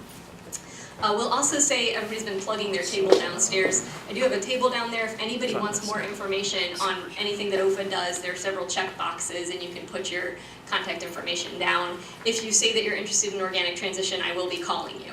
So fair warning. Okay, next slide, please. Thank you. So just a little bit about OFA. We are a grassroots organization of several different folks, eaters, growers, researchers, teachers, concerned citizens who are working to build a just and sustainable food system. We also do education and policy work, farm tours, field days, work with the chapters, many of whom kind of run themselves, but we're there as a backup. And then we also have a certification program that's been doing organic certification since 1981. And we certify about 1,500 operations at this point, which is a large number for a certifier. There are about 88 USDA accredited certifiers that certify to the USDA organic standards, and we are one of those 88. And I like to think that we're a very farmer-centric certifier. We have a number of kind of policies that try to focus on the farmer's needs rather than kind of the letter of the law. Not that we don't uphold the letter of the regulations, because we certainly do. We are audited just as organic farmers are constantly inspected every year. We are also audited regularly. But I think we have kind of a focus on the needs of the farmer. We also have an annual conference every February. It's always right around Valentine's Day, so easy to remember and put on your calendar. You're all invited. It's going to be super fun, and it is in Dayton. Some of the resource providers that are here today either presented last year, yes, thank you. Our colleagues at Central State have a good showing there, and then or will be teaching this year at the meeting. So also a lot of farmer-to-farmer education, which I think, as we all just experienced, is pretty much the best kind. So next slide, please. So organic production approach is to work with nature. It is more work. I won't pretend that it's not. It's also different work. One can receive a price premium for organic, and it is verified and inspected. So for those of us who don't like people up in our business, organic might not be a good fit for you. I thought organic was really up in your business until I became a foster parent. And then I realized it's really nothing. Don't even worry about it. Just come on in, look in every closet, no big deal. But organic, I mean, in all honesty, people are going to be looking through your books, they're going to be looking through your records, they're going to need to know, if you got your stuff in late, you're going to sit there at the kitchen table with the inspector and they're going to know that you got your stuff in late. If you mismanage something, it's going to be all written down, and a whole staff full of people can look through that file in the office. And it's transparent. So if that doesn't sound like a good fit for you, organic might not be a good fit. I'm not here to convince anyone by any means. It probably won't work anyway, because you already heard David. But what can I say? I should go on. Anyway, next slide. Ohio organic, just some stats on where we see organic in Ohio, and I brought some handouts. I wasn't sure if everybody would get to the table downstairs, but I'll just start circulating these. I'm going to keep one. Here we go. There's a few different ones there, Krista. Thank you. So just so that you have a sense of what's going on in organic in Ohio, we were 9th in number of organic farms, now we are 7th. There was an increase in acreage, but the acreage increase was not huge. So a number of those farms, newer organic farms, are smaller, something just for your awareness. We are 5th in the nation in number of organic dairy farms. We have a lot of dairies that OSHA certifies, and a large range of sizes. So several small Amish dairies of like 12 to 20 cows, and then bigger dairies. Krista just mentioned the Winners, Renee Winner, who Winner Chicken Dinner. I love the Winners. They have a large dairy. It's 4 families working together, lots of cows, so very wide range of scales. We are 5th in field crop farms in the nation in organic. This is slightly old data, but it's the most recent data we have from USDA that's been released. And what we know for sure is that demand is greater than supply. A lot of grain in particular, organic grain, is being imported from places where there have been some questions about the validity? Yes, thank you. Thank you. Of that certification. So a number of our colleagues in the policy world have been working very hard on that, what we call sort of the imports fraud that has been taking place, as well as domestic fraud issues in organic, mostly related to the grazing of cows or lack thereof. But we know there's opportunity in organic grain, which I guess is kind of the main point that I was hoping to get across. Next slide, please. We know a few things about organic producers. We know they're younger. We know there are more women, which isn't up here. We know that they're newer at farming, which, if you think about kind of extra work and the challenges that there are associated with organic farming, the whole newer farmer thing presents an additional challenge. We know that they engage in non-traditional markets, so David was just talking about figuring out a way to direct market grain to people that can put the big houses on the small lots that used to be farmland, which is a great idea. And also, you know, we know that organic producers do a lot of that direct marketing to receive price premiums. We know most organic producers produce crops. The reason that that statistic comes out that way is that if, say, you have grazing, pasture land, somebody said they have cattle, that pasture needs to be certified organic in order for those animals to be certified organic. So if you have organic livestock, then you also have organic crop, which in that case, your crop is your pasture. 70% of organic certificate holders are farmers. What are the other 30%? Those would be handlers. So we have some certified seed handlers here in the room. There's Anne raising her hand. She could probably tell all of us way more than we ever wanted to know about the ins and outs of organic seed handling. But those are certified operators, so they are inspected, they have to submit an organic system plan, they are reviewed just as an organic farmer would be, to ensure the traceability and the integrity of that system. Next slide, please. So the steps of organic certification, it's the 5 steps, same 5 steps every time. I go over this with producers on the phone many times a week. Krista wants to apply for organic certification. She sends our certification office in her organic system plan. She and I have already discussed it thoroughly over the phone to make sure that it is in tip-top shape, so that when it gets into that office, that it just flies through the review process. So if you want help on the front end with your organic system plan, let's talk. Let's just make sure that part is no issue whatsoever. So it goes into our pre-review process. Once that reviewer makes sure that everything is in good shape, if they have any questions, they would get in touch with Krista. If not, they would just move it right through the process to an inspector. The inspector would make an appointment with Krista. If she's a crop producer, her fields are within a few miles of the home farm, you know, within proximity to each other, we could plan on her inspection being somewhere between 2 and 4 hours once a year, okay? So that's the amount of time you're gonna have that person all up in your business at your kitchen table. I think you could probably survive that. At that inspection, any issues of concern that come up would need to be cited. The organic standard would need to be cited. And Krista would need to know before that inspector leaves her farm what those potential issues of concern are. In brief, not in great detail, but in brief. She should really find out during the inspection. It shouldn't be a surprise at the end. The inspector writes up the report and sends it back into that certifier. Certifier does a post-inspection review where they take into account anything that might have changed between when that organic system plan first went into the office. You know, they filled it out in the winter sometime, and then reality happened, right?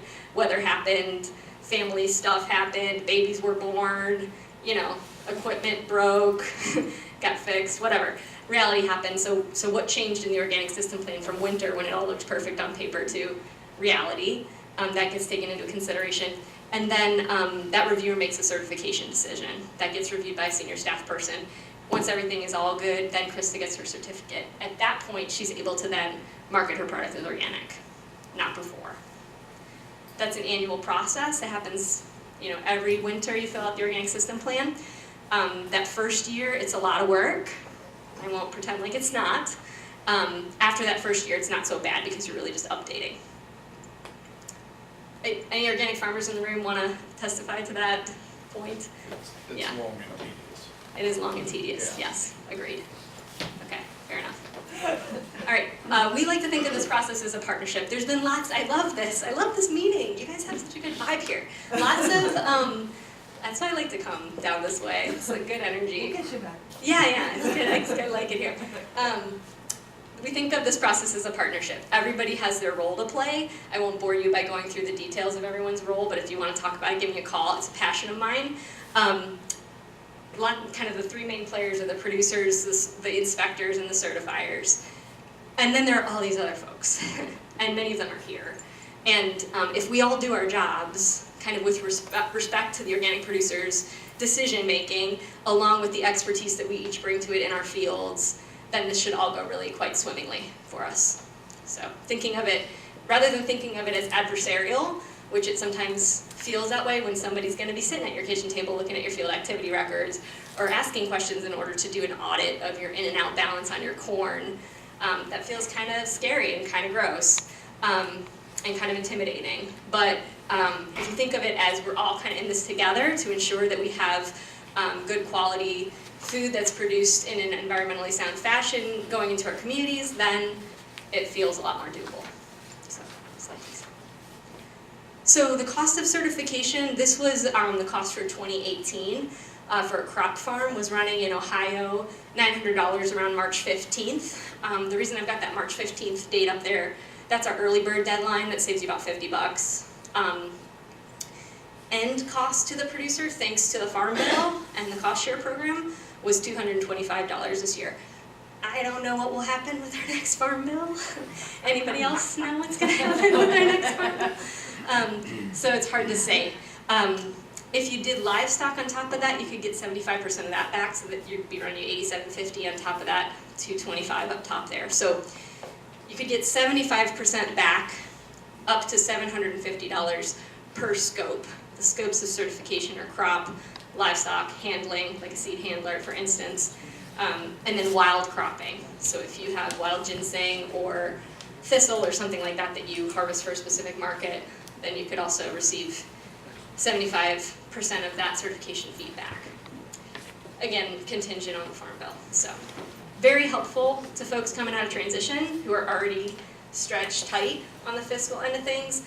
I think it's also in recognition of the work that organic farmers do and the services they provide in terms of ecosystem services and other services to the community.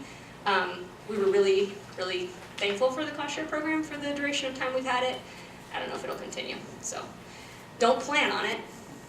Don't budget for it. Moving on. Thank you. So one of the things that's really important if you are interested in transitioning to organic is to learn the organic standards. And when I say learn them, I don't mean just like read them one time. I mean study them like you would study, pretend you're in school, if you're really studying. Did you study in school? Just kidding. Okay, so we have resources to help you for studying. We have an organic transition guide and workbook. Our colleagues at the OSU Offer program did the first round of this publication back maybe around the year 2000. They're a organic research group based in Worcester, if you haven't worked with those folks. Good people over there. We then took it and updated it. Recently we got a contract with the USDA to go ahead and take that and update it so that the standards do change over time, and so we kind of updated those to the most recent standards and added livestock into the mix there. This is also a nice publication, this Organic Transition Planner from SARE. We also think very highly of SARE at OFA. They're a really awesome partner. They come out with a lot of really good research. They have an awesome cover crop guide. You're in that a few different places, yeah. This is like a legend in the room. Do you realize how good this is?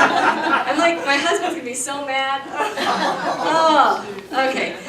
This is another nice document. This is BOSIS Organic Certification Guide, really short. So if you want a brief primer, say you're working with your farmer, you're interested, your farmer's maybe not, maybe get him the Moses Guide first, just 30 pages. Light winter reading, and then you can hit him with the transition guide later. Okay, sounds good. eOrganic is another great resource. That is, let's see, it's an extension online, it's a website which has a series of presentations that are archived and new ones all the time of extension researchers that are, you've probably been on there, extension researchers that are doing organic research. A lot of the folks that participate in this, big surprise, are in the Pacific Northwest, because there's a lot of organic production in the Pacific Northwest. That said, there's a lot of good information there, and we have some of our Worcester researchers definitely are there. I'm sure we'll have stuff out of Central State up there in no time, so good resource too. Thank you. Next page. So then, after you've done your studying and you've like really studied your organic standards, you have a good handle on those, then you would say, gosh, it's time for me to fill out my organic system plan. What's that? That's a set of paperwork. Yay, organic. It's an on-paper explanation of what goes on the farm day to day. Okay, so think of it as like an on-paper tour, kind of like a tour of your farm, with a little bit more detail than that. It goes into detail on your field names and numbers. What are you growing? What are you planning to grow in those fields this coming year? What seed are you sourcing for those fields? What kind of equipment do you have? How do you manage, things that impact your soil and water? So you're doing your cover cropping. What's your rotation look like? How do you manage biodiversity? Help me out here. Are there people in the room? Well, you have the handler OSP. Don't help us out. We don't want to. It's so brutal. Don't help us out with the handler OSP. It's even drier than the farm one. Anyway, it breaks it down for the person who's sitting in the office who's trying to make sure if you're actually following the standards. You're writing it down. Sometimes it feels like they ask you the same question 3 different ways. They are asking you the same question 3 different ways. And you'd be surprised how many times they get 3 different answers. It's unreal. So again, let's talk on the front end. Make sure that's all ship-shape before you turn it in, if you decide to go that route. And I'm happy to work with the farmers you're working with. I think it's awesome to have landowners involved, but I think it's really, really, really critically important to have the farmer bought in. Yes. Right? Yes. Did you hear that? From the legend, David Brandt. Right here. Okay. Okay, what else do we want to say about this? Oh, we talked about this. First time around, it's a lot of work. Okay, enough said. Moving on. So the next thing you want to do in your transition plan, after you kind of have your organic system plan figured out, is you want to make sure you're building a relationship with a certifier. We would be honored and proud to work with you during your transition. We'd be happy if you then chose to certify with us. We would not be insulted if you chose to certify elsewhere. We understand that you got to find the right fit for you. We think there are a few things that are really helpful about OFA. I think we're pretty farmer-centric as a certification agency. We do have transition services, which is fairly new for us. We've only been doing that for a few years, but we think it's really important. We also have a flat fee structure. So our certifier, for instance, I feel like they kind of nickel and dime us a little bit. I really like them otherwise, but we pay an upfront fee, then we pay an inspection fee, then we pay a percentage of sales every year. Yeah. Ant's eyebrows went up on that one, because that's crazy. And also, you can't budget. You can't know for sure what you're gonna owe. OFA has a flat fee system, so those numbers I showed you at the beginning, you would know from the get-go, that would be your fee. And that's spread out across all the producers we serve. So, you'd also find a mentor. If you have a problem with that, I'd be happy to hook you up with our grain growers. They are wonderful, wonderful people. And there's a ton of knowledge in that group.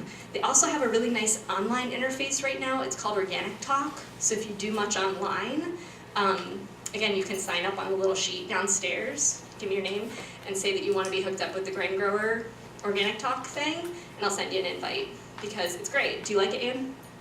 Yes. I like it too.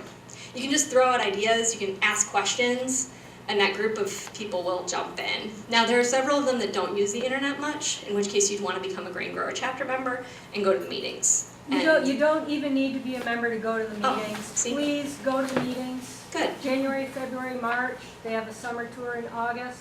Yeah. There is so many years of experience in that room, anywhere from young transitioning farmers up to, they've been doing it since the 70s. And they're more than open to talk to people. Yeah, super willing. And Yeah. kind. So, and knowledgeable. Yeah. You want to know those folks. Okay. If you're a paper person, we have a lot of paper records. We work with a lot of Amish producers. Personally, I like paper.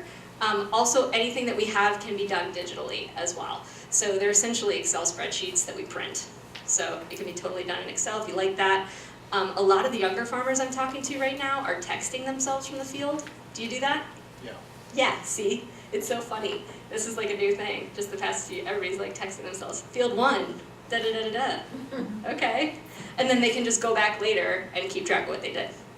On families where there's 6 kids working together, I was just over at Stollers. Stollers? You guys probably know them, no?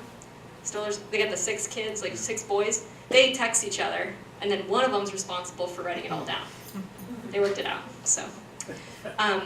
Yeah, so then you want to make a transition plan, and we'll get into that in the next slide, please.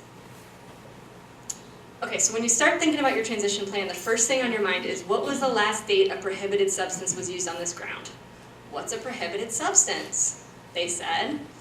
A prohibited substance is anything that's not allowed for use in organic. So it could be a GE seed, it could be a treatment to a seed, it could be sewage sludge, which I know you're not going to use, it could be glyphosate, or some other of the many disallowed pesticides or herbicides. It could even be a synthetic fertilizer. My father-in-law thought he was helping us out early on. We rent from him. Oh my goodness. He thought he was helping us out, and he applied a bunch of synthetic fertilizer and he set us back 3 years. Yeah, it was killer. So, yeah, communication is really key. Really key. Prior land use information is important. If you didn't previously own the land, or if you're a landowner who's then picking up new fields, you want to try to get in touch with whoever was managing that land previously. That might not be the owner, but whoever was managing it previously, to find out when that last date of prohibited substance was applied. And we have a nice form, it's called a prior land use statement, that can break that down for you. You can get it all written down, get all your signatures, and just file that until you're ready to submit your organic system plan. I can email it to you. You want to think about adjoining land use and buffers. We had lots of great presentations earlier today about different ways we can use buffers for ecological reasons, lots of ways to help getting funding for those types of buffers. What we want to think about in terms of organic production is the integrity of the organic crop. So is there something, is my neighbor growing GE corn and I'm trying to grow organic corn? Well, that's going to be a pretty big buffer that I'm going to need. Right? Or can I talk to my neighbors and choose to grow something opposite of what they're growing in their rotation? Can I kind of be in communication with them about that to make this less of a burden on myself and less of a risk? Then you're going to think about using cultural, mechanical, and biological methods. Cultural methods are some of the things we've been talking about today, things like crop rotation and cover cropping. Mechanical methods, I'm going to go ahead and say it even though David's in the room, tillage, because that's what you have as in your toolbox as an organic grower. And then biological methods, these again are related to cover cropping and cultural practices, but also includes like the release of beneficial insects, for instance. So say you're a high tunnel grower, say you have a high tunnel part of your operation, and you want to release some parasitic wasps to manage your tomato hornworm. Okay, that would be an example of biological control. So again, trying to work with nature using some crutches that are available to you, like mail order of parasitic wasps. You also want to use approved inputs. We have a whole book of inputs that our producers have asked to use that we have reviewed and written down so that you and the producers and then the farmers working with you, landowners, know what's allowed and disallowed from the get-go. There's also the Organic Materials Review Institute, which is OMRI, omri.org. They kind of have a fee-for-service review process. And then people get to use their label, and then if you're at the feed store or whatever, you already see the OMRI label, you know it's allowed for use in organic production. There may be some restrictions on those products, which is something to note, but they have at least been reviewed. And that kind of goes into that, let's have a relationship with our certifier. A good portion of what we do is check on products for people to know if they're allowed to use them. Yes, sir? What if your neighbor isn't using GMO or is willing to alternate crops with you, but they like to use certain additives, sprays, herbicides or something? You have to have a buffer zone. Do you have to know what your neighbor's using and have a record of what they're using? Not in that level of detail, but I love the way you think. Critical Thinker Award. You have to know, you're gonna know whether or not your neighbor is producing, you're gonna have a general idea of their production methods, right? You're gonna know whether your neighbor's kind of more of a conventional producer or whether they're kind of somewhere on that sustainable ag spectrum, right? You can have a conversation with them about what they're using, but you don't need to document what they're using. You just need to have a buffer to make sure that whatever's happening on their side of the fence is not impacting the integrity of your organic crop. And there's a definition for that? Yes, it's called a buffer. No, the buffer, a definition for my neighbor uses this herbicide, my buffer has to be so long, high, wide. And he uses some other fungicide, it has to be wider, longer. There's a definition for what's wide and what's long? No, and you're probably familiar with this. So when they write legislation, they're purposefully vague. And they're purposefully vague because they cannot possibly think of every single scenario that would occur on every single farm across the nation with every single combination of herbicides and crops, or fungicides and crops. So the really great way that they wrote it, so they wrote the law, right? They wrote the Organic Foods Production Act, which is a beautiful piece of literature if you ever get to read it. And then they wrote the regs, which we work with every day. We know them almost by heart. And in the regs, for the buffer, it says, must be adequate to prevent contamination. Now, that sounds wishy-washy, right? Except for that, if the inspector goes out and the inspector sees browning on the leaves of the corn plants, and the inspector looks at the neighbor's field and sees that it's brown, then the inspector is going to write buffer not adequate. Then it's the job of the organic producer to make sure that the buffer is increased, or that they have a conversation with the neighbor about setback, or that they grow something different, or that they put in a big, like your beautiful tall sorghum Sudan grass, you know, a really tall cover crop that quickly establishes that's going to help protect their crop. Or they plant pine trees. You know, you have options, right? You have options, and it is more work, and it is harder to do, and I won't pretend like it's not. But it's fun. I mean, it's totally fun to think about, like, okay, what could I do? Problem solving. What could I do in this really crappy situation? Let me use my brain to figure this out. And that part's fun. So, that is why I love my job. Okay, records, moving on. It's late in the day, we gotta, okay. All right, so NRCS, where are the NRCS guys? Did they leave? Ah, snap. I was gonna put them on the spot. So there were like 3 NRCS guys here today, all of whom are super nice, by the way, if you didn't get to talk to them. Okay, they know all about this. So they have lots of practices within NRCS that dovetail perfectly with organic practices. And there's funding for them. And that funding can help you transition. It's amazing. I have some examples coming up, but these are just a few. So the CAP 138 is a transition plan. They will hook you up with a technical service provider, a person who is highly qualified in soils and all sorts of other things, to help you sit down and think about how you're going to transition your farm from what it is now to where you'd like it to be if you'd like it to be an organic farm. You can then use that transition plan as your very first year's organic system plan.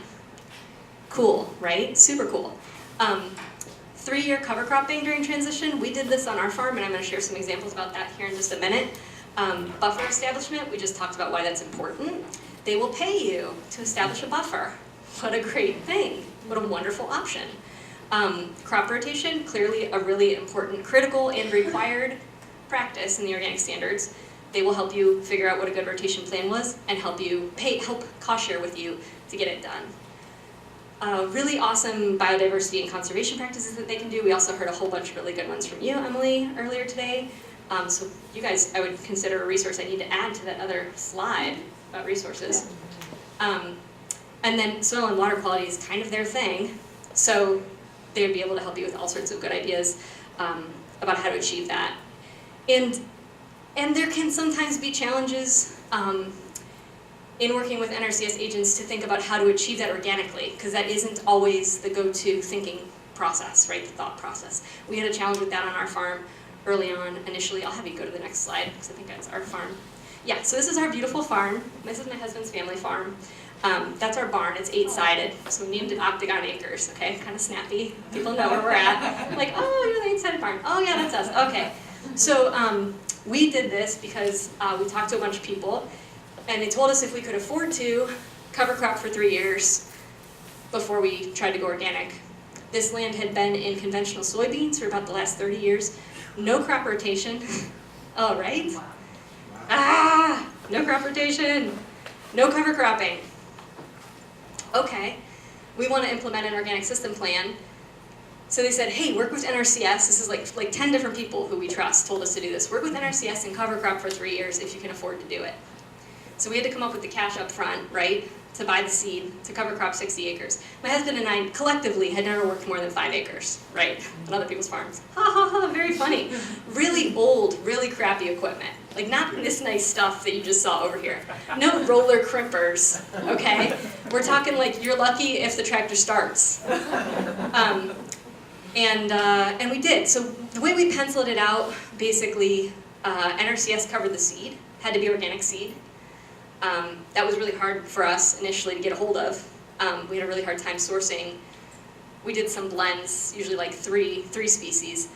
Organic seed, had a really hard time getting a hold of that where we live. We live up in Ashtabula County, so like almost into Pennsylvania, northeast part of the state, just south of the lake there. And it's just, organic isn't cool there yet. Go figure. So, you know, it wasn't like normal to order that much organic seed where we live. So we figured that out. I'll have you go to the next slide. We thought the opportunities of this were, we got this awesome cost share on the cover crop because, again, we had to have that money up front, but then we got the cost of the seed back. The soil building was critical to us, the weed management. You know, everybody pretends like the organic producer shows up and the weeds show up. Ha, that's very funny. The weeds have been there the whole time, right? Dave was the only one laughing. They were just getting burned down every year, okay? We didn't bring the weeds when we moved there in our suitcases. Our experience with the scale and the equipment was really lacking. So we got a big fat wake-up call. This is our combine, okay? It's an old pull behind Alice Chalmers. It's like a really old combine, and that's a really old tractor pulling it. We figured out the organic seed sourcing, so that was a huge opportunity. And then we kind of worked on this relationship with our NRCS agents. So at first, we just had a little bit of like we were just talking past each other. Like they weren't used to working with organic producers. We weren't used to working with NRCS. We weren't gonna spray anything. We just weren't. And we were already in transition. We'd already decided we were gonna do this. And they were like, well, you could just, spray this. We were like, we're not gonna do that. And that was like our first meeting with them, right? So it didn't go over too well. But since then, we've built what I think is a pretty good relationship. And they were just out at the house the other day, looking over our cover crop from this year. And we just took a moment to kind of like sit down and brainstorm. And these people have tons of knowledge that they're willing to share and are really good, solid people. So really a privilege to work with them. Some of the challenges that we faced in this 3-year cover cropping deal, the NRCS timing requirements. So they were talking earlier in the day about when you were asking their good critical questions again about the timing of the seed and meeting the requirement. Did everybody catch that? They said they get data from Coshocton on various things, runoff, etc. Well, they also have data that they use to determine when it's okay to plant. And if you don't get your seed in by that certain date, then it doesn't count. And then you don't get reimbursed. Okay, so they have these requirements that they have to follow, like we all do. Well, we felt like some of those requirements were a little bit iffy, and the people we were talking to felt like they were a little strict, and sometimes that was a little bit challenging. The seed sourcing requirements were also challenging. During transition, one is not required to use organic seed. One can use untreated, non-GMO seed. But as part of this contract with NRCS to do this 3-year transition with cover cropping, they required that we use organic seed, which, if you got to come up with that cash out of pocket up front, is a lot more money. So that was a little tricky. And then again, our equipment and our scale, which we're still working on. Go ahead. So this is another example that I wanted to share. Actually, back up once, would you? Mm-hmm.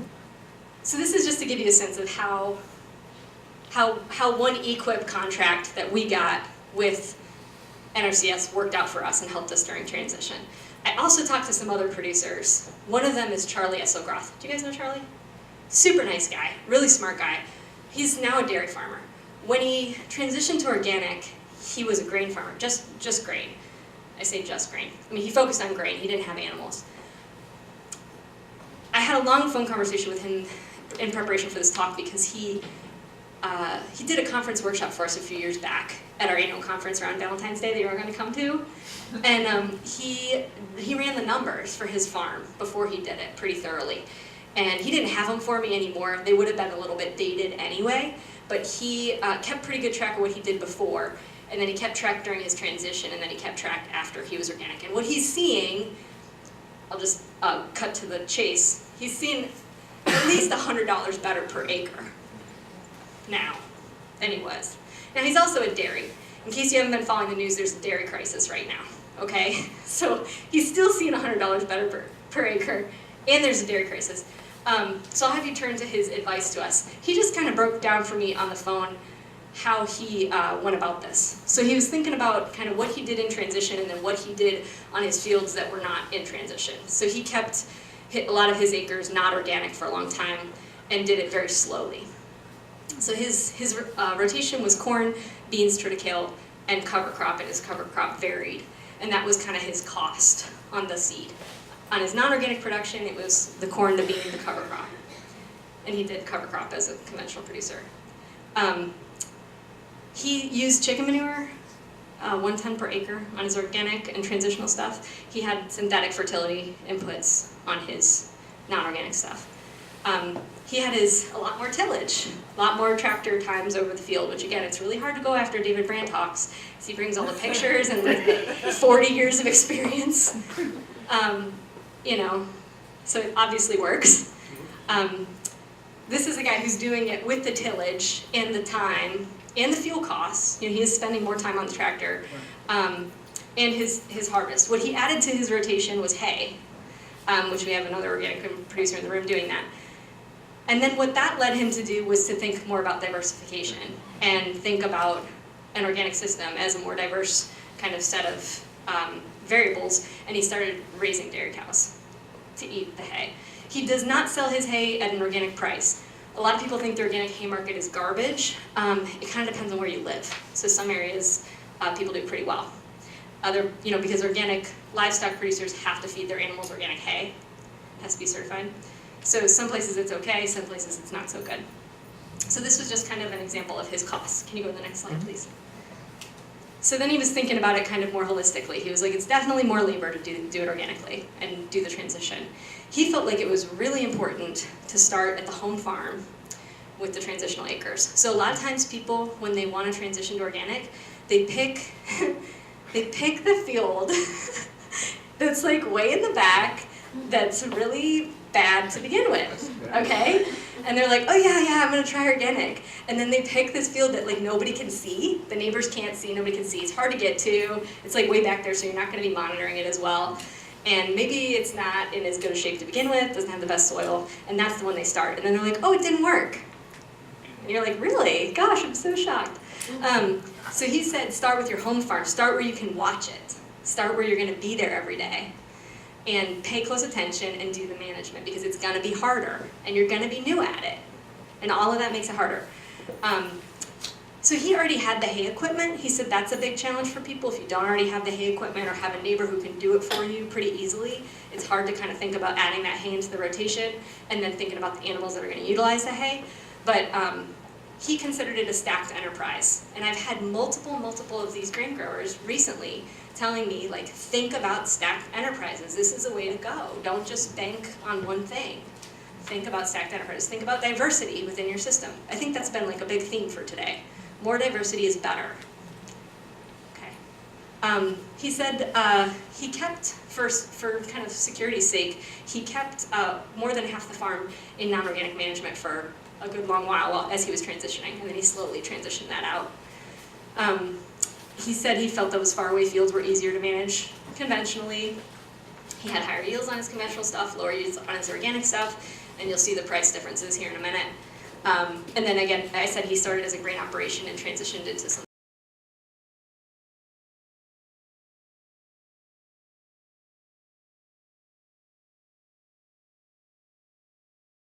I just put that in there. You have the handout. I don't want to spend a lot of time today just talking about that, but just be aware, this is what Ohio law says if you do not have a will or a trust or an estate in place. And so I've just included all that. So general documents that I think we need to have in a estate plan should be a general power of attorney, a healthcare power of attorney, and a living will. And let's talk about those. The general power of attorney, again, that's a person that's going to make financial decisions for you if you cannot make the decisions yourself. That can be a good friend, that can be a child, that can be your attorney. There's no rules on who that has to be, but it has to be somebody that you trust and somebody that will have the business and financial sense to be able to manage that. And so you have to start thinking about who that is. We can have multiple power of attorneys, but the problem with that is now all of a sudden you've got multiple opinions on what the right decision is. And so I would advise against that. I know in my family, I'm the youngest, and my parents asked me to do this role for them. And I said, under one condition, we have a family meeting, and you tell my brother and my sister that this is your wishes.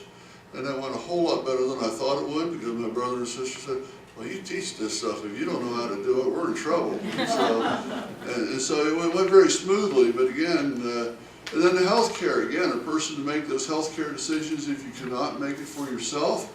Same there, it doesn't have to be just one person, but if you have multiple people, you'll have multiple opinions. And in this case, I am also the healthcare power of attorney for my father. He was the one that he said, you know what, if I need somebody to say it's time to pull the plug, I know you'll do it. And so I know his wishes. We just went through it with my mom. My mom didn't want to exist. When she quit living but was alive, she said it's time to go home. And so we brought her home in January, and 5 days later she went to our other home. And so again, we have to be strong enough to make those decisions and be aware that what is the wishes of the person that's asking you to do that.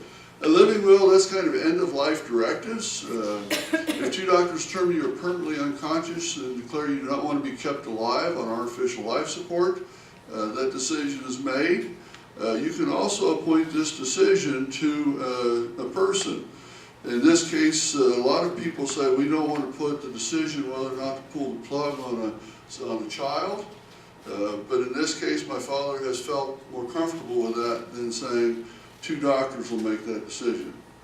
And so I've also heard people that said, you know, they had a parent in the hospital and the doctor said, no, it's time to pull the plug, and 3 days later the person recovered without pulling the plug, but it wasn't time yet. And so it can work both ways. So again, but you need to have a relatively strong individual to be able to do that. It's a lot of pressure, a lot of responsibility. We also like to think about a letter of instruction. Again, it's a non-legal binding, but oftentimes your heirs really want to do what you want to have done. And so we ask you to include that in terms of a document that communicates your wishes. It can outline the location of all your important papers. Does your executor of your estate know where you keep your lockbox? Do they know who your insurance agent is? Do they know where all your life insurance policies are with? Do they know all the information they're going to need to know?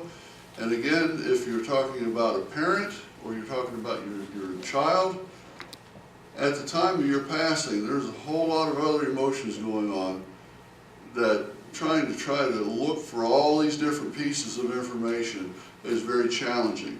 And so again, it's a nice place to put together all your important papers. It can also give a little bit of information to how to distribute those keepsakes, those non-titled items, grandma's yellow pie plate, if you will. Who gets that? I know my mom, 2 years before she passed, started dealing out all of the stuff that she wanted to make sure it got to the right person that she wanted to get to. Said, I'm not going to use this anymore, so here, I want you to have this. And so some people are fortunate to have that, other people are not. Fall over dead of a heart attack, didn't see that one coming. And so again, if you have this letter of instruction, it does help with your executor to know where those non-titled items should go. And so what will would be the next document that I think we need to think about. Everybody should have a will at a minimum. What is a will? It's really a written document that distributes your property. It names guardians for your children. It's made by somebody that's at least 18 years of age. It's signed and it's witnessed by two people. It's not doesn't have to be a very lengthy document. It can contain a lot of detail or it cannot. Again, if you just go on percentages, that a third of the value of the estate goes to each one of my children, that's pretty simple. But if you can put as much detail in that as you want. So here we always assume the husband dies first in all of these things. I don't know why we assume that, but we always assume the husband dies first. And so we can swap these around.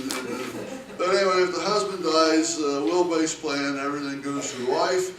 And when the wife dies, it goes on to the children or heirs or wherever they want those assets to go. It might be benevolent giving to the church or to a charity.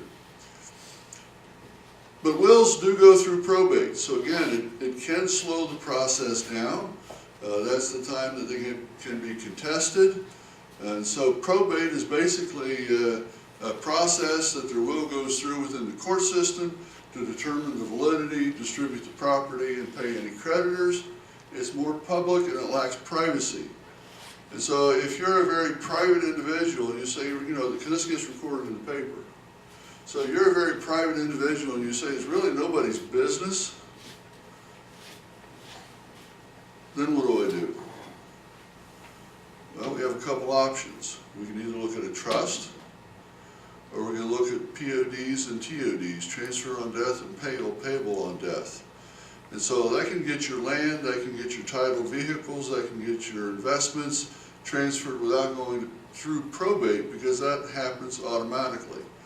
And so, you know, if you say, I really don't have a lot after I get past my title vehicles, I don't have after the farmland, I really don't have a lot, then we may not need to look at a trust. If I have just a little bit of household items to go through, probate court, is that really a big deal? And so again, it's going to be personal preference, but it takes time, and it allows all people entitled to inherit, they must be given notice. So again, I was talking with someone here earlier, and they said there was one that went through probate, but it didn't have a will, so it was interstate, and there was 13 heirs, and they even had to hire a private investigator to try to find some of those heirs because they had no idea. And so again, it can slow it way down. A trust, again, it's really, I'm going to give you this in trust, and I trust you to do what I'm asking you to do with it. And so usually we work with an attorney for that. It can be used to distribute property out of the trust. Now, my parents created an AB trust, and I'll talk more about that in a minute. Some years ago, when we only had $1 million worth of estate tax exemption, so to speak, or the unified tax credit. And at that time, and it's slowed down now, thankfully, but at that time where they farm outside of Cincinnati, Cincinnati was encroaching on that farmland, and it was within a mile that there was land selling for $20,000 an acre for houses. And at that time, farmland probably was in that $4,000 or $5,000 an acre range in that area. So again, what was the value that would be appraised at if they passed at that time? Would it be the development value, or would it be the agricultural value? So we were trying to do some things to avoid that. It can make the dispersal of property more conditional upon events. And then there are really, there's several kinds, but the two main kinds are revocable and irrevocable trusts. So if we look at this, and again, this would be, either kind can do this, but we'll come back and talk about the difference between revocable and irrevocable. Again, husband and wife, they jointly own property, or they might have property in their own names. But some of that property is going to go in the husband's trust, and some of it's going to go in the wife's trust. Again, we knocked the husband off first, so that income and principal went to that surviving spouse. And then once both spouses are passed, it goes to the children, to the heirs. Works the same as a will. But again, it bypasses probate. And back when these were really popular, and maybe some of you have these as well, it was a way to get double the exemption. Now they've added that into our tax law. We get the 11.2 million for husband and wife, so it's 20. But at one point in time, it wasn't that case, but we could do that with an AB and trust to get that exemption for each spouse. So it was a tool that was more popular in the past. It still has its purposes, but again, it's probably not as necessary today as it once was. Advantages, again, there's privacy, there's faster transition. If there's an active farm, those assets can get to that heir right away. We can address the remarriage of a surviving spouse within a trust. Basically, we can put some controls in place. If I do a will and I say to my, and let's just assume the story I told you earlier was my daughter, just for, it makes it easier to talk about third person. If my daughter was the one that couldn't manage money and I did it in a will, there would be no stipulations on how she would get that. She would get it. Also, if there was farmland involved, and I'll come back to this in a minute as well, and they inherited in joint tenancy, if you will, if one of them wanted out, they could force the sale of that. And so we have tools to work around that as well. Again, but we can put stipulations in here. Within the trust, we can say they're going to get a annual payment out of that. We can set it up monthly, however we want to do that. We lock in the value of the assets at first death. Again, that was more of a concern when we had lower unified tax credit. It's not as much of a concern today. We can avoid probate. It allows for complexity, and we can address those problem heirs as I was talking about. And so there's more tools. So remarriage issue, I talked about husband, wife, husband dies, we always knock the guy out first. Second husband, again, if there's no will, there's no nothing, second husband's children heirs would get everything, and these children heirs would get left out if we did it through a will, or not a will, if we did it through a intestate, no will in place. We can avoid probate. Again, we have these assets, we've put it in the trust. The trust goes directly to the beneficiaries. But I also mentioned TOD, POD, or right of survivorship on your deeds and on your bank accounts, on your investment accounts, also bypass probate. And so if there's very little value in the will, if you will, the untitled assets in the household, and that would pretty much be it, because your title vehicles, everything else could go. If this isn't much, you may say, you know what, I'm all right letting that go through probate. And so, you know, we may not need the expense of a trust. They're not necessarily inexpensive to create. I've put in here a link for those transfer on death forms, again, for real property, for motor vehicles. If you go to the bank, they've got a form if you want to do the checking account, saving account. Your investment brokers will have those forms as well. But again, there's no stipulations if you go this route. If you say they get a third of my assets, a third of the land, third of whatever, I'm assuming divided by 3. If we're planning on Medicaid bailing us out, we have to spend down below $115,000 worth of cash, and then we can also hold our home and 1 automobile, as long as there's an opportunity to go back home from the nursing home or the spouse lives in that home. A long-term lease on land can be a last resort. Again, it'll prevent them from selling it if you have a life lease on the land, but the sibling is probably never going to own that. And so again, it gives them the opportunity to make income off of that land, but they probably are never going to own it. It's critical to get good legal advice before taking action. So strategies: do nothing and hope. Everybody that's died of a heart attack and never went to a nursing home, they didn't have to worry about this. But you know, I talk about my family heritage here a little bit. My mom had 13 brothers and sisters. Out of the 13, 9 of them had strokes. So what's the probability that I'm going to need long-term care sometime in my life? Probably pretty good. And then from my dad's side of the family, I inherited diabetes. So, you know, it's kind of like we can just check all these boxes up there and say, yeah, pretty good probability. And so again, but you know, if in your family, everybody's died of a heart attack and never went to a nursing home a day in their life, I might roll the dice on that one, you know? And so again, do a self-assessment of your risk. And then you can be self-insured, we can do long-term care insurance. There are some pretty creative policies out there. There are some policies out there now that's a long-term care insurance / life insurance policy that will pay up to 2 years of long-term care, but if you don't use it, there's the value of that goes to your heirs. And so there's some neat things out there. Again, I'm not claiming to be an expert, but get together with your insurance salesman and kind of talk that through in terms of what's out there. Of course, the older you get, the more expensive it becomes. But again, how long, length of coverage, to me that comes back to what's your family history, what's the probabilities. I'm an economist, so I always like to think about probabilities. And then if we're worried about that, we can gift away assets, but again, if you give up control, if you give up, just be aware that the unintended consequences that can occur, irrevocable trust will do that, and long-term leases. I talked about if my kids inherit the farmland that I own, and one of them wants out and says, hey, I want to cash out, they can force the other two to sell. Or buy them out.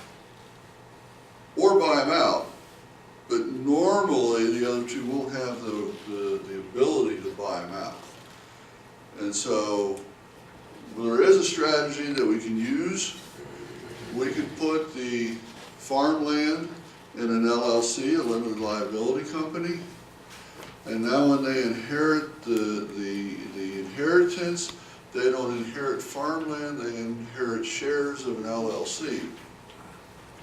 And the LLC operating agreement will say, if you want to disinvest in this farmland, here's how you're going to do it. It's going to be a 20-year note at the lowest interest rate allowable by law. And the fact that it's in an LLC, it can't be sold on the open market. It can, but do you want to buy shares of a family-held LLC where you have no vote and no control? And so it probably discounts the value of that land for and again, you can write that in that it shouldn't or won't or will. It just depends on what your needs are. If you're trying to protect an on-farm heir, if I want to make sure that my son or daughter has enough land to remain viable as a farm operation, then I may want to say it's going to reduce it's going to discount the value of that LLC. Number one, it'll also reduce estate taxes, but it'll also reduce the amount that the remaining heirs would have to pay for that one that they're buying out. And so we think that's an excellent way to hold farmland. Gifting, we don't see a whole lot of gifting anymore. I mean, there is still some if your estate's large enough and you're trying to stay under the $22.4 million threshold. We can gift $15,000 annually to as many people as we want. They don't have to be related. So if you're in that position that you need to give money away, let me know. I'll be happy to help you out. My parents started on this back when we had $1 million, and we had that. They owned 500 acres in northern Claremont County. And when we were doing the math, when farmland a mile from there was selling for $20,000 an acre, and there's 16-inch water main on 3 miles of road frontage, we said, you know, that could exceed our allowance in terms of our unified tax credit. And so Dad was gifting cash, just trying to keep that estate smaller. And again, if he would need that for long-term care, we'd get to cough that back up if he would run out of assets first, which there's no concern of that. But again, that lifetime unified credit is now $11,180,000. And that can be gifted over a lifetime without causing a gift tax event. And so, you know, it was $5 million back. I was talking about when farmers were doing that, trying to avoid it from going to zero. It is this until 2026. Pay attention, because it could go back to the $5 million. It could be voted on to do something totally different. It could be extended. But again, if we do gift more than the $15,000 per individual, we do need to do a gift tax return.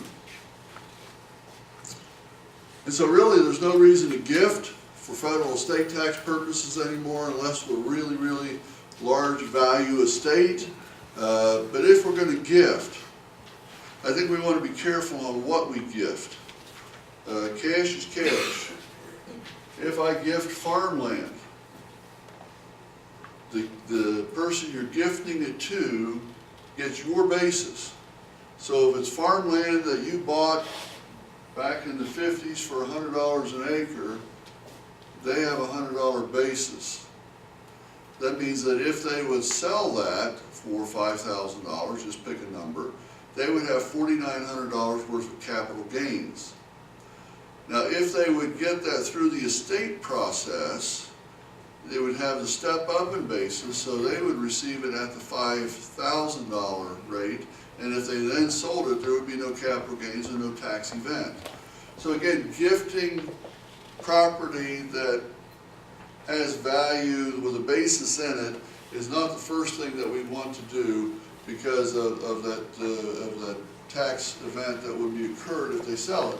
Now, if there's no concern, you know what, I've got 4 generations on the farm, or maybe 3 generations on the farm, and the one that's being gifted to now is then going to pass it on to the next generation at some point in time, and we're not concerned that it's ever going to be sold, then there's not a lot of concern there. So it's only if it ever gets sold after it's been gifted is that step up and there's that basis capital gains recognized. And so even if I inherit it and I have $100 basis in the farm, and it goes through my children through the estate process after I die, they would get the step up in basis from the $100 to maybe the $10,000 it will be at that time. And so again, it can be corrected in another generation. And here's just an example. A farmer owns $5,000 machinery, wants to transfer to the daughter. The machinery has a 0 tax basis.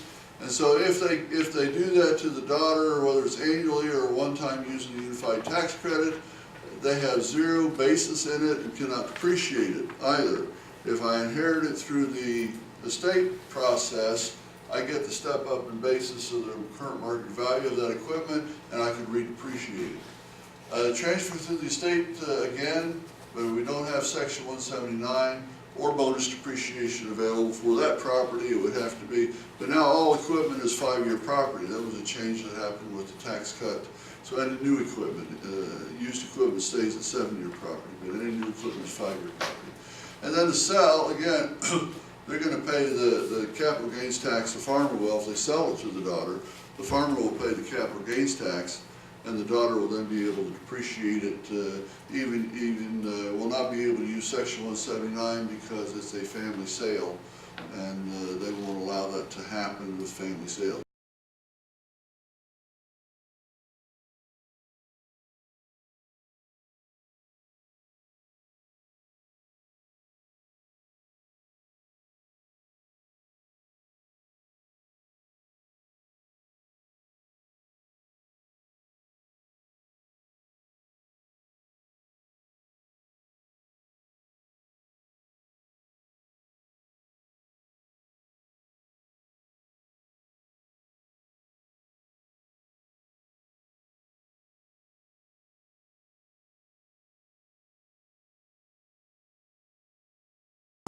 And Mary Ann McQueen, there, your hand, are both village council people. Brian's the president of our village council, and Yellow Springs is one of our partners on this project. Also, let's spend a little bit more time recognizing partners and introducing some people. Our educator for our soil and water district, Lee Elsroth, is here. And he will come to your school, to your business, to tell you about some of these programs in more depth. And works with the Envirothon that gets young people out learning scientific practices hands-on by doing competition every year, and he can tell you all kinds of things, get you interested. And his boss is Amanda McKay, who's the head of our Soil and Water District in Greene County, and she has some farming experience herself, as well as a good educational background in this area. And so the Soil and Water District is a real important partner for us with this project. Also, Community Solutions is right at the heart of the Jacoby watershed there, and doing restoration with Nature Conservancy will ultimately hold an easement on part of that property that went to auction about a year and a half ago. So we're real excited about that. And I think we've got a couple farmers here too from Community Solutions and some other staff as well. So that's great. Who am I leaving out? Several people here have displays, so please do. We're about time for a break now. We have got restrooms across the hall. We've got more lunches, so if you didn't get a lunch, they haven't been claimed yet. Oh, and Oliver Freeman is here. Hi. All right. We have a new land grant institution in Ohio. The 1890 land grant institutions kind of have been a core of our national agricultural education approach.